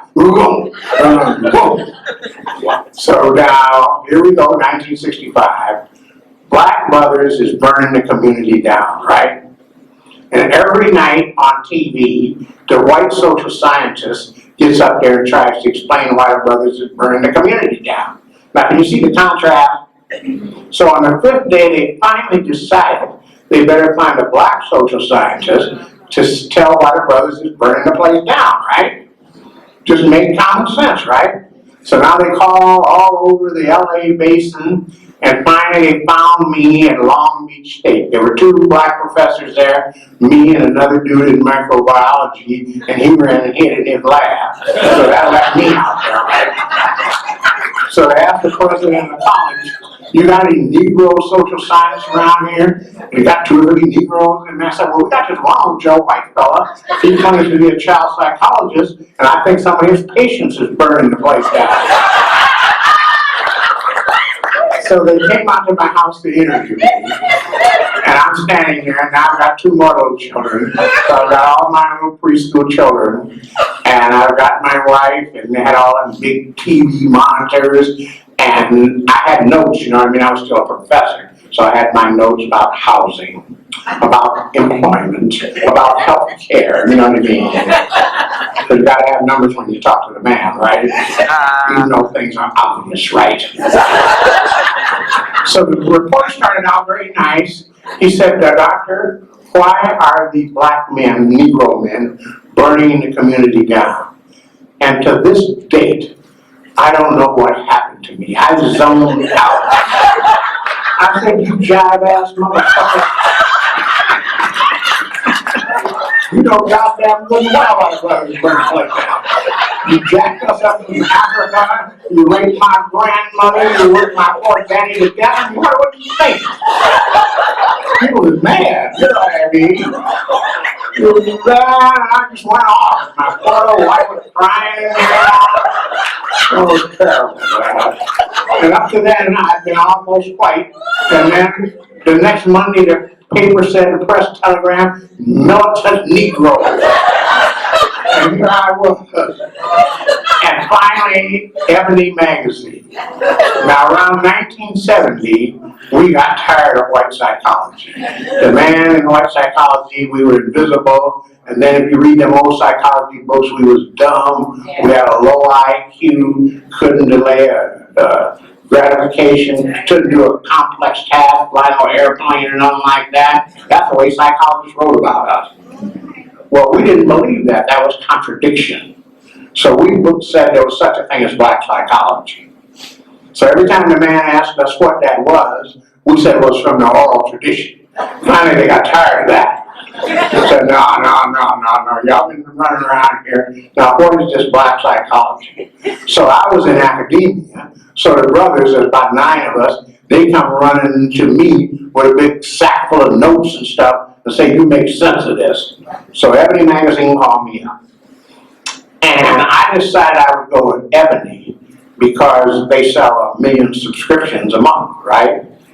And 5 people read the article in the library, the beauty parlor, the church, whatever. So you're going to get a 5 million hit off one article, right? Do you know any journal in psychology? Go over there to the journal office right across the way. You have not one journal that gets no 5 million hits, right? So then we wrote it up in Ebony, and I wrote it up so that a person with an 11th grade education could understand what I was talking about. And I did not give the final edition of Black Psychology. Our job was to set the stage for the discussion to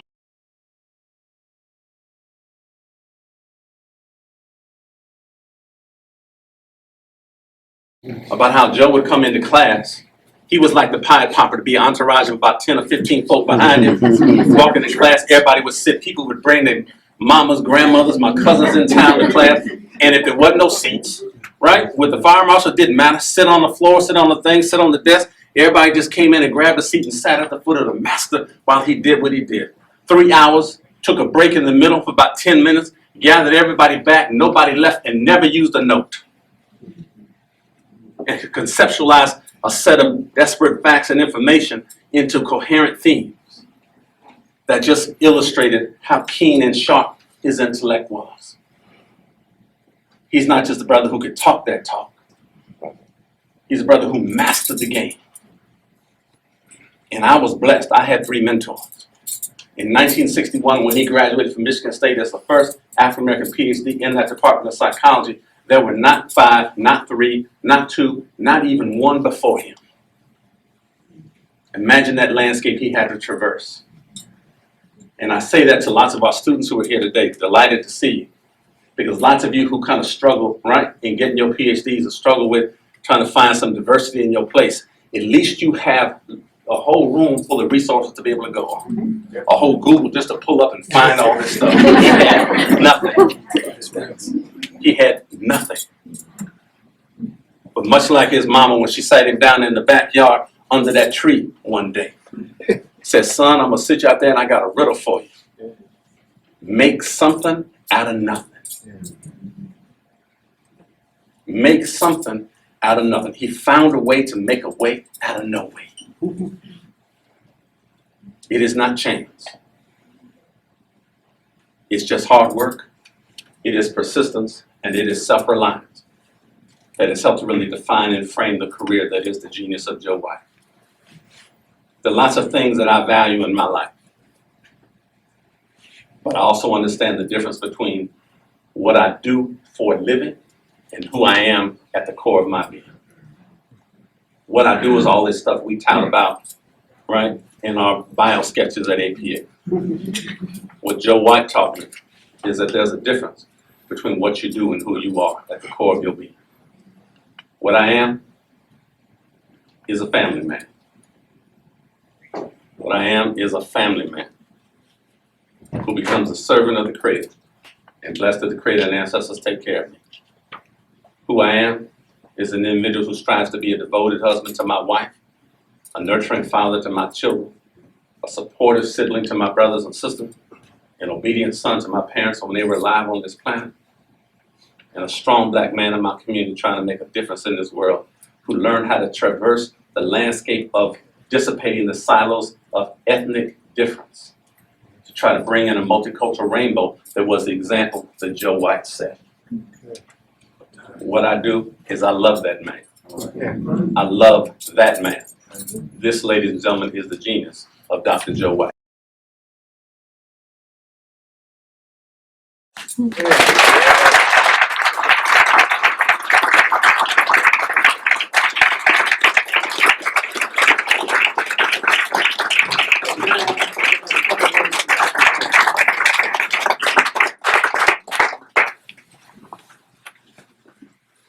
So how are y'all doing?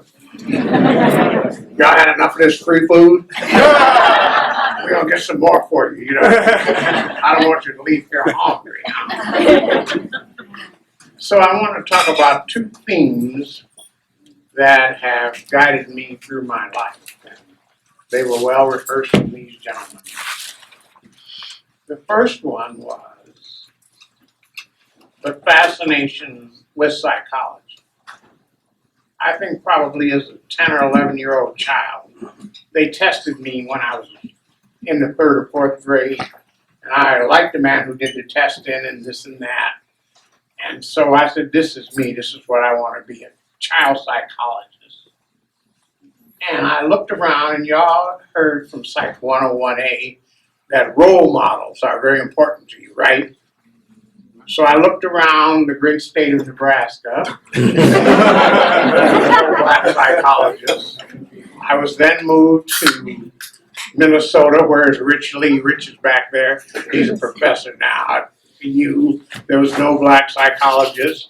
And then I was sent to California by my mama to keep me out of the streets, and there was no black psychologist. So there's no role model. Huh? So that's when my mother set me out under that tree and told me to make something from nothing. And I was about to start an argument with her. Because to me, nothing plus nothing leaves nothing. You gotta bring something if you want to be with me, baby. 0 plus 0 equals nothing. Yeah, this and that. Where that guy got those lyrics. So we went round and round, and I was sure glad school started because I couldn't make it out from underneath that tree. So anyhow, as life would have it, the good Lord was looking out for me, and some white folks snatched me up and sent me to Michigan State University from San Francisco State, where I was working in the playground. Anyhow, I made one pledge to myself the day I got to East Lansing, and that was that no white boy in that particular department would outwork me. Now, I might not be the most brilliant, but I can control how often I work, right? And we had keys to the psychology library, and if I would drive by there at night and see that light on, I knew there was a white boy in there studying. We didn't have cell phone back then. I would go to the corner phone and call my wife up, say there's a white boy in there studying. And I ain't coming home till he leaves.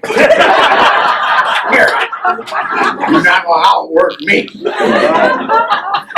So I learned about Freud, Jung, Carl Rogers, Wilhelm Wundt, and this and that and the other. And so study. And one day the white boy called me in, said, boy, we about to turn you loose and we gonna have your prelims.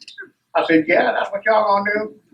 And so they called me in there and set me down for a couple hours and asked me about the collective unconscious and Freud's interpretation of dreams, one thing and then another. And then they decided, well, we've had enough of you for today. You go sit out in the hallway for a while.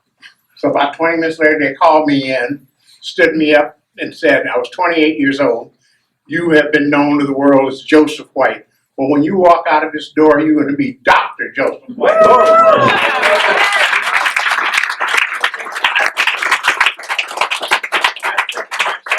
oh, sweet Jesus. And I was so excited, I left my car in the psych department and I ran all the way back to Mary housing. I wasn't fast enough walking, I had to run. So I ran in my house and I had 3 young children, and I ran in the bathroom and I looked in the mirror, and that was the first black psychologist I ever met.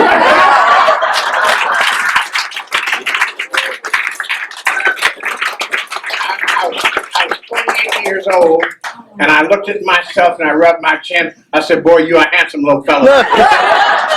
That's called primary narcissism. Don't get me wrong. I'm telling people I did that, but I did do it. So I go out into the world from Michigan State. They sent me out into the world, told me if you act right out there, we'll bring you back here, but you got to go out there first. So no problem. Go back to California. So I started reading a psychology book. That was before I had time for a student.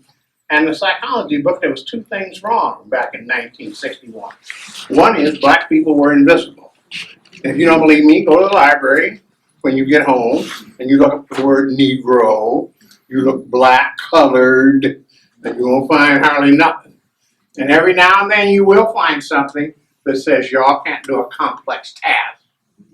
The psychology, American psychology, testified in World War I and II that black young people were too dumb to fly airplanes. Couldn't do a complex task. That's what your elders did, not me. Now wait a minute. I began to look at the psychology book and I had second thoughts. One is, my mother raised 3 children with a high school education all by herself. Now, if you raise 3 children, keep them out of trouble, keep them clean clothes, maybe not new, but clean clothes, give them something to eat. Now, I know that's a complex task for 18 years. You never make me believe that's a simple task. So I saw her do that, and then I read the psych book saying she was dumb and ugly. Now, I'm going to tell you something. You can say I'm dumb because I don't have the scores that you want on the test, but don't you never, long as you live, say my mama was dumb and ugly. You're going to be in a world of trouble. A world of trouble you never imagined you would get in. So then Tom Parham and Bill and them come running around here talking about, well, don't believe in the white man's psychology no more, even though they got a PhD. They say, oh, I don't believe it. He got a PhD in Princeton. He said, I don't believe in the white man no more. I said, well, what do you believe? And he said, well, it's not what I believe. Looked at me and said, you the professor. So then they come up to me and Bob Williams and all those people that were at Professor Baker's seminar. They hand me a shopping bag full of little notes they've been taking. And they say, you make something out of this. I said, what do you mean, me? They said, well, you in academia. So then Ebony Magazine called me up, this is the last part of the story, and said, well, would you write something up about this black psychology business? And I said, well, it's the oral tradition. They said, no. It's not an article. You just can't say something like that. So then I got to thinking, Ebony sells, as I said this morning, 1 million copies a month. Am I right or wrong? Right. And then if you go in the black beauty shop, barber shop, church, whatever, there's copies lying around, so 5 people read every article, right? You with me? So you get 1 million plus 5, that's 5 million, right? You get a hit out of there. Now we're here at APA, right? In the great city of Toronto. And there's a publishing office of APA right up in this convention center. Am I right or wrong? Right. And I want you to go in there tomorrow and ask them to show you a journal that has a circulation of 2 million.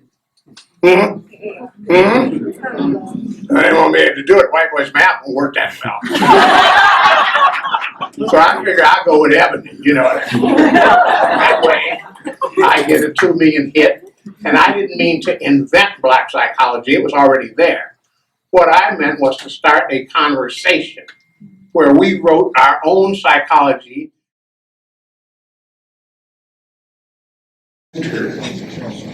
Joe spent most of his time at the University of California, Irvine, but held a variety of different positions. While he was at Cal State University at Long Beach, he was instrumental in establishing the Equal Opportunity Program, which has provided substantial access and opportunities for more than 250,000 low-income and educationally disadvantaged students throughout California. All of us, in one way or the other, have been touched by Joe because he's been a mentor directly or indirectly.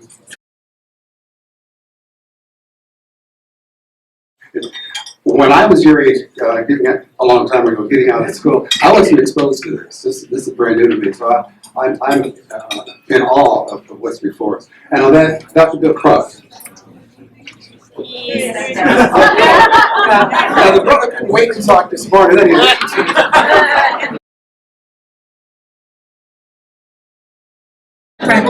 He'll leave me hanging. Dr. William Cross. That's right.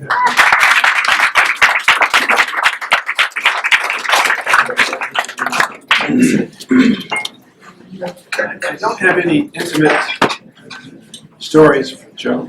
I met Joe from afar, and he influenced my work. Bill, microphone? I don't have any intimate stories to tell about Joe. He influenced me from afar, in a profound way, but with some distance.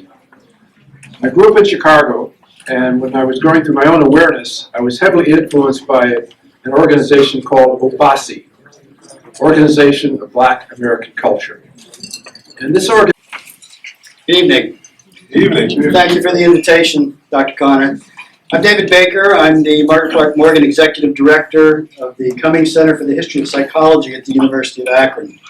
Very pleased to understand that today is Joe White Day in Canada. I would tell you that Joe has been to Akron so many times since 2001. We have Joe White Month in Akron. So please, I know Akron's not a destination, but I think you'd be surprised if you showed up. At the center, I came to the center as the director in 1999. The center is celebrating its 50th anniversary this year. We store the records, the personal papers of American psychologists. When I came to the center in 1999, I asked a simple question. How many psychologists of color are represented in the collection? Will you venture a guess as the answer? Zero. So, as a historian, as a psychologist, as a researcher, we asked some questions. Were there no psychologists of color in the history of psychology? Well, the answer is no. Well, were there no psychologists of color in the history of psychology that made contributions? Well, the answer is no. But the historical record demands that we have data, that we have a record. So one of the things I began to do right away was to build that record. I wrote Dr. Robert Guthrie. People would know his book, Even the Rat Was White. I read that as a graduate student. I wrote him a letter. I said, I read your book as a graduate student. I'm now the director of the Center for the History of Psychology. I'd like you to be the first psychologist of color to donate your materials. He was retired, living in San Diego. He wrote me a letter, said, you're a very nice young man. I'm comfortably retired. If you want to talk, I'm in San Diego, and you come see me. I flew to San Diego. In those days on Southwest, like 15 flights, 46 hours, got there. If you know when you come into San Diego, you think you're going to just go right into the parking deck. Dr. Guthrie met me at the airport. In those days, you could come up to the gate. He said, we're going to Mexico. So Thursday, I said, I just have to be back Sunday, that's fine. We went down to his condominium, Rosarita Beach. We had a good steak, we had a lot of drinks, and he said, I will donate my material, but we need to have a meeting in Akron. And that's when I met Dr. White. 2001, a national conference on the founding of the Association of Black Psychologists. What a meeting, what a time. Unbelievable, the elders that were there. Dr. Guthrie, Dr. White, Dr. Reggie Jones, Dr. Bob Williams, at the time, the youngsters, Dr. Parham, Dr. Nancy Boyd Franklin. Do you remember the dinner we had the night before? It was special. It was a humbling experience for me. It was the beginning of a new awareness, a new learning for me, and for that, I will always be grateful. Dr. White has made return visits once, twice a year, ever since that 2001 meeting. Dr. White's place in history is assured. And that's the work that we do. We often think of what needs to be done, but I would say passionately to you, we cannot forget what has come before. And that's the work of the historical record. And Dr. White is a part of that, and his record and legacy is assured. As long as you really will start sending me that material. I've been talking about it for 15 years. We got to get those boxes. I get to spend a lot of time with people much more accomplished than I. There's a certain privilege that comes with having achieved great things in psychology. We welcome those people to Akron to add to the historical record. But I would say that one of the things that stands out to me amongst those privileged and accomplished people that come to spend time with us and share their story for the historical record, Dr. White is selfless. He is selfless. When he comes to Akron, a lot of people will come to a talk, but he will stay. He will stay when I know he's on California time and we're on East Coast time, and I know he's tired. I know he's had a long day. I know he just gave an hour talk, and he had 3 or 4 meetings before then. 2 experiences. One was a young man who was very confused, and Dr. White's talk was an epiphany to him. It meant something to him. It struck something in him, and he needed to talk about it. Dr. White sat with him for, it was well over an hour. Everyone was long gone. He gave that young man all the time that he needed. Another was a class that I was teaching in the history of psychology. Dr. White came and was a speaker in that class. There was a student that I knew she was a good student. She did very well in assignments and tests, but she never spoke. She sat in the back, often had a hoodie with her hood up, didn't speak, but I knew she was paying attention.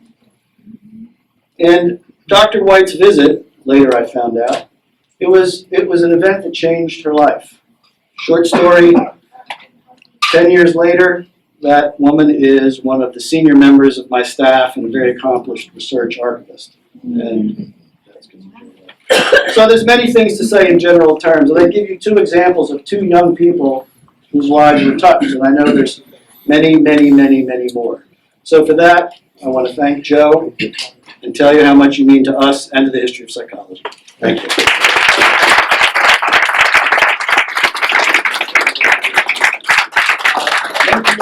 Repeat myself very briefly. When I introduced him, he wasn't here. Dr. Anderson, Ramar Henderson, will wave your hand. That's the gentleman I said thanks to.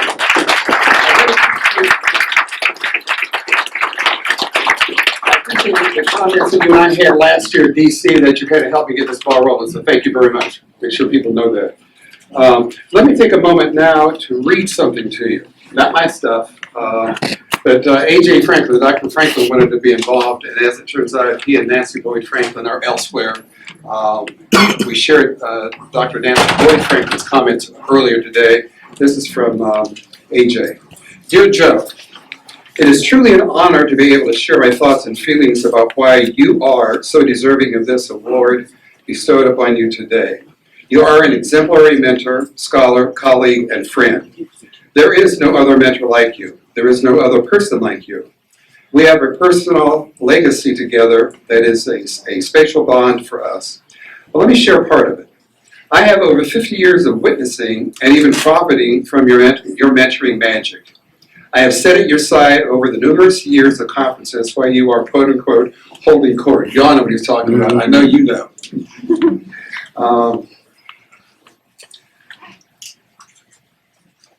An informal gathering in a hotel lounge, summoned by that siren call of your personal character and magnetism. And we come, in mass. Joe White's family of students, graduates, colleagues, mentees, friends, whomever, have been blessed by the virtues of connecting within the nurturing climate created by you. You introduce everyone, making sure that we know each other. An assembly of people that you have touched. We meet, greet, and hug. We eat and drink, often at no expense. Bring your credit card. We share personal stories, exchange career challenges, offer advice, and most of all, relax amidst laughter, sometimes tears, that emerge in a pervasive joy of knowing someone cares. And from this infusion, we excel. No one has quite the ability to spot talent like you, your Midas touch. You see us in what others do not perceive, a success story. You are able to take our embryonic talents and birth them. And then for many years, you fashion them into professional and personal excellence by just being you, accessible, knowledgeable, and supportive. Across the globe, corridors of academia, health centers, business, and professional enterprise are dotted with your mentees. What an acknowledgement, what an accomplishment, what a testimony. I am sharing only a sliver of what I know is your contribution. The scope and impact of your contributions are vast and manifested in small and large ways. A litmus test of mentorship is its enduring impact, and that, in my opinion, is a slam dunk for you. Outcomes from your mentorship of others will be sustained across generations. There will be a little mix of Joe White's mentor magic in generations to come. So therefore, bathe in the accolades of the present award about past accomplishments, but know that also represents faith and accomplishments yet unseen by those who have inherited your virtues. Keep in the faith, your brother, AJ.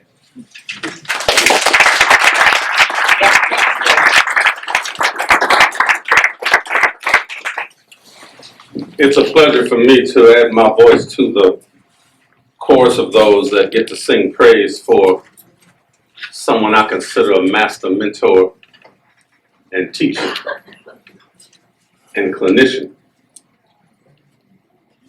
Somewhere I read that our lives begin to end the day we become silent about the things that matter. Somebody know what I'm talking about this afternoon. Yeah? Yes, sir. Dr. King was prophetic when he shared those words with us, but it speaks volumes about the legacy that Joe White has left all of us. Because what mattered to him was human authenticity. What mattered to him was not the surface structure, but the deep structure analysis that allowed him to peer within the skin of a person to find the depth of their soul and reach in and grab and cultivate that spirit, that culture, that garden within that allowed people to shine in ways in which they had never shown before. That is really the magic, the genius of Joe White. How many folk know what I'm talking about this afternoon? Yes.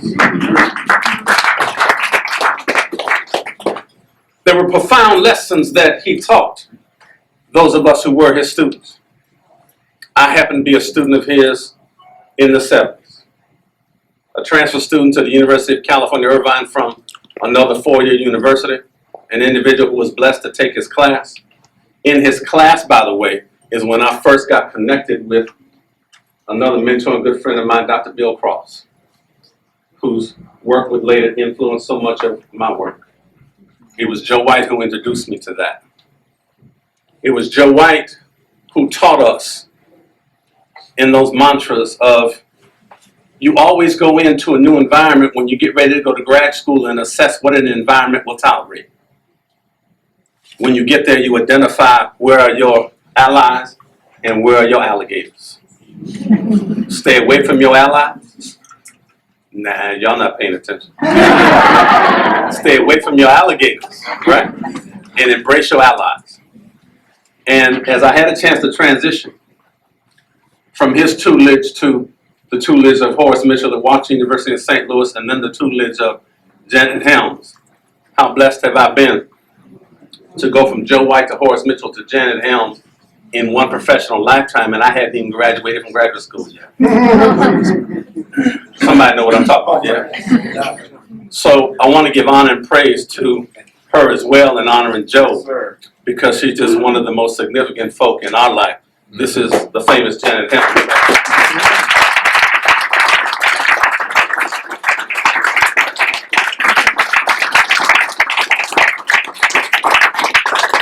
Joe always taught us also to respect our elders. I became a willing, obedient student to those masters. And I know y'all think about Parham walk around the APA like with a lot of swag, but I want you to know where I got my swag.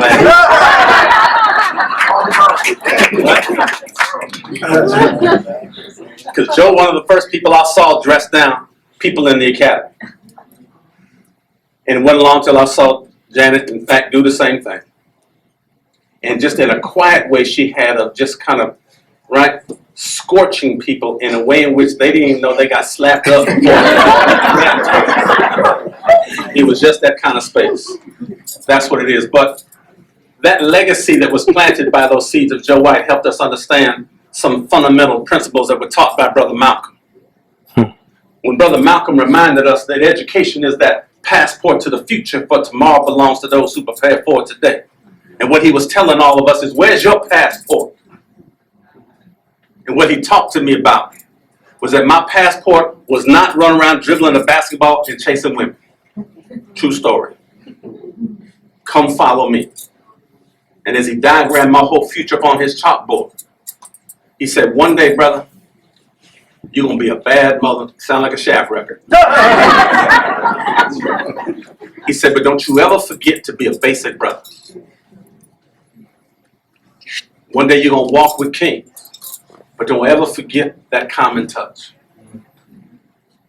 That was the genius of Joe White. He taught us in his class about the basics of Carter G. Woodson 101. Carter G. Woodson said, if you allow people to control the way you think, you don't have to assign them to an inferior status. If necessary, they will seek it for themselves. Joe broke it down a little clearer. He said, you should never seek validation from your oppressor. Somebody know what I'm talking about today, yes? That was the genius of Joe White. But he also just put his arms around us and hugged us up quick and soft. He taught us a lesson that Dr. King really wrote about in his book, Strength to Love. When he said, your formula to make it in this world is you got to have a tough mind and a tender heart. There's nobody who has a tougher mind or a tender heart more than that individual right there. And that's why he is so special to most of us. For lots of us young men growing up, and I grew up in Los Angeles and South Central and other places in East LA, in the Barrio, and West LA, in the Fairfax district, but who grew up without fathers, he became the father to people like me. And even as we tried to maintain connections with our fathers who were long distances away and not in relationship with the mothers in our life, he's the man who made sure that I had the same kind of nurturance and support that he knew I needed as a young man, because that's what he needed in going through that, exactly that same circumstance. He taught me in the same way that the Honorable Marcus Garvey teaches us, that chance never satisfies the hope of suffering people. And it's only through hard work, persistence, and self-reliance by which the oppressed ever realize the light of their own freedom. I admired a man who didn't look for validation from other folk and say, get out of my way, I'm getting ready to establish a whole new discipline of African psychology, and I don't need your validation or permission slip to do it. Yes.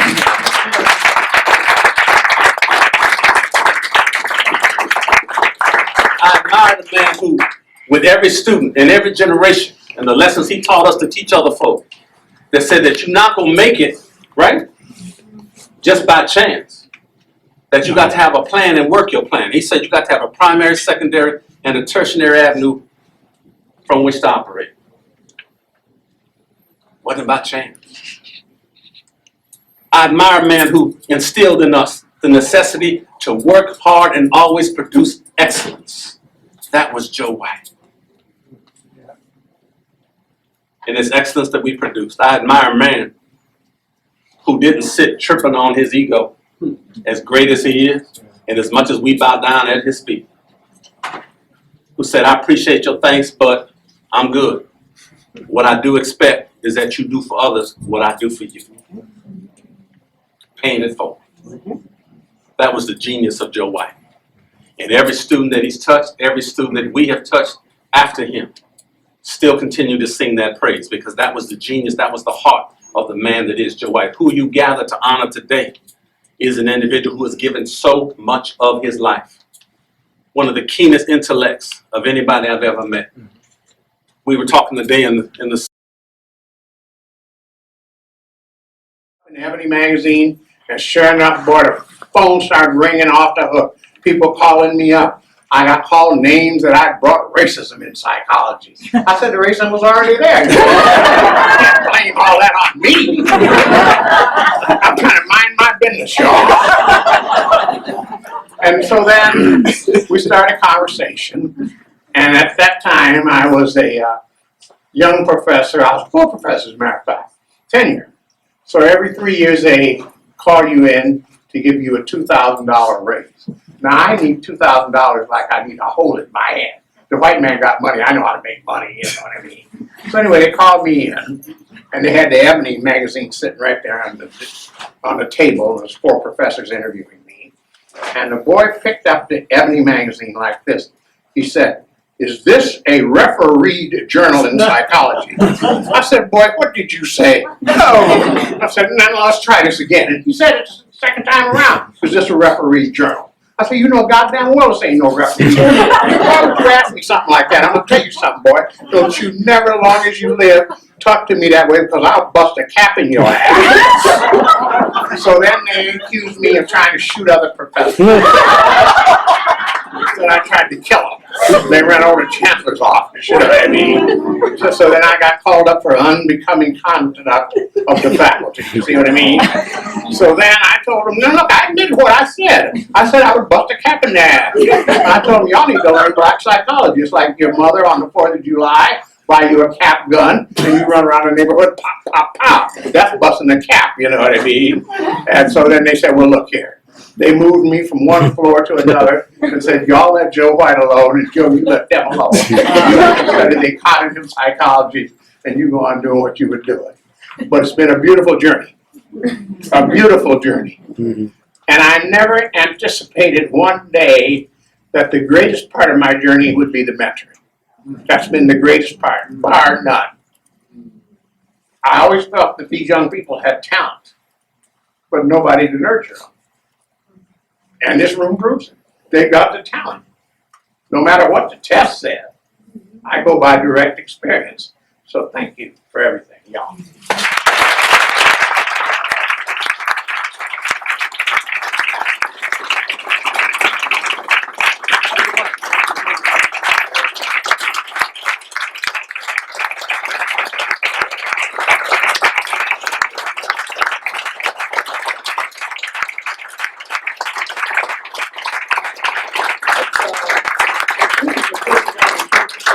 I was not going to say anything, but this is a perfect opportunity to close on a very specific note.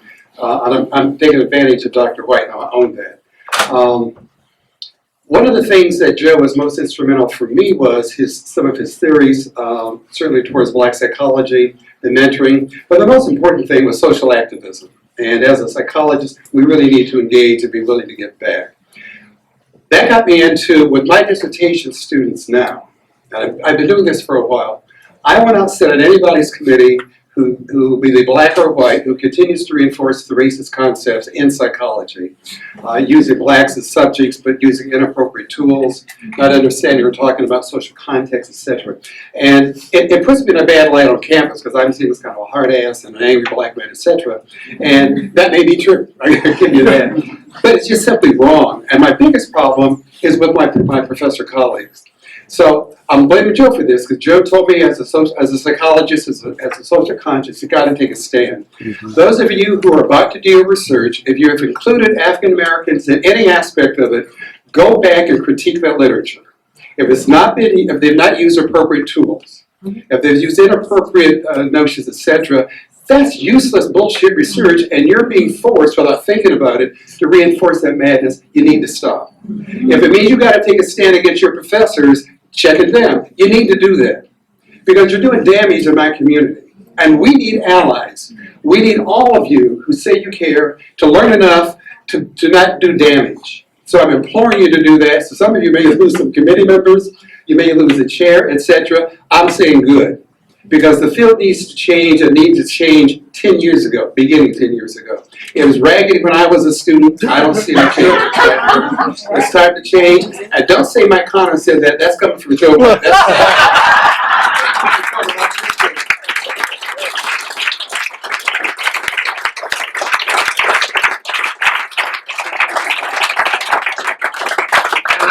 to your school to defend you.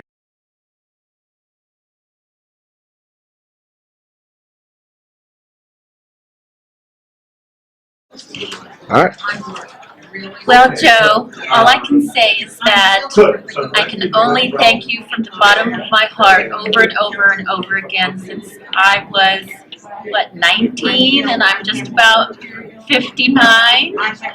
You have been such an inspiration. I always say everything I know and everything I've done that touches someone else sprung up from your love of all of us. So with gratitude for everything you've been and for everything you are, I want to say thank you, and I want to say all these years through up and down, I've kept the faith. Thank you. So, you ready? Yeah. Hello, congratulations, Joe. This is Jeff Mio, and I never had you, but I was a professor at Washington State University, and you had sent up a number of students from UCI to Washington State. And at that time, I really was not into multicultural psychology. I was kind of just beginning to be in multicultural psychology. And I was, of course, reading only the academic journals, and I didn't see your article in Ebony. But you had promised the students you sent up to Washington State that you would visit before they graduated. And 1 year you came up, and I saw the excitement on all of the students' faces that you were coming up, and I knew that you were a special guy. And our friendship ever since then has just proven that you were a really special guy. I always wanted to attend basically everything that you presented at APA conventions, because I knew I would always be number 1, informed, number 2, entertained, and number 3, inspired. And you've always had that quality. When I invited you to Cal Poly Pomona to give a talk on mentoring, it was the best talk I've ever heard on mentoring. So I just really appreciate you for the man you are and the people you've inspired.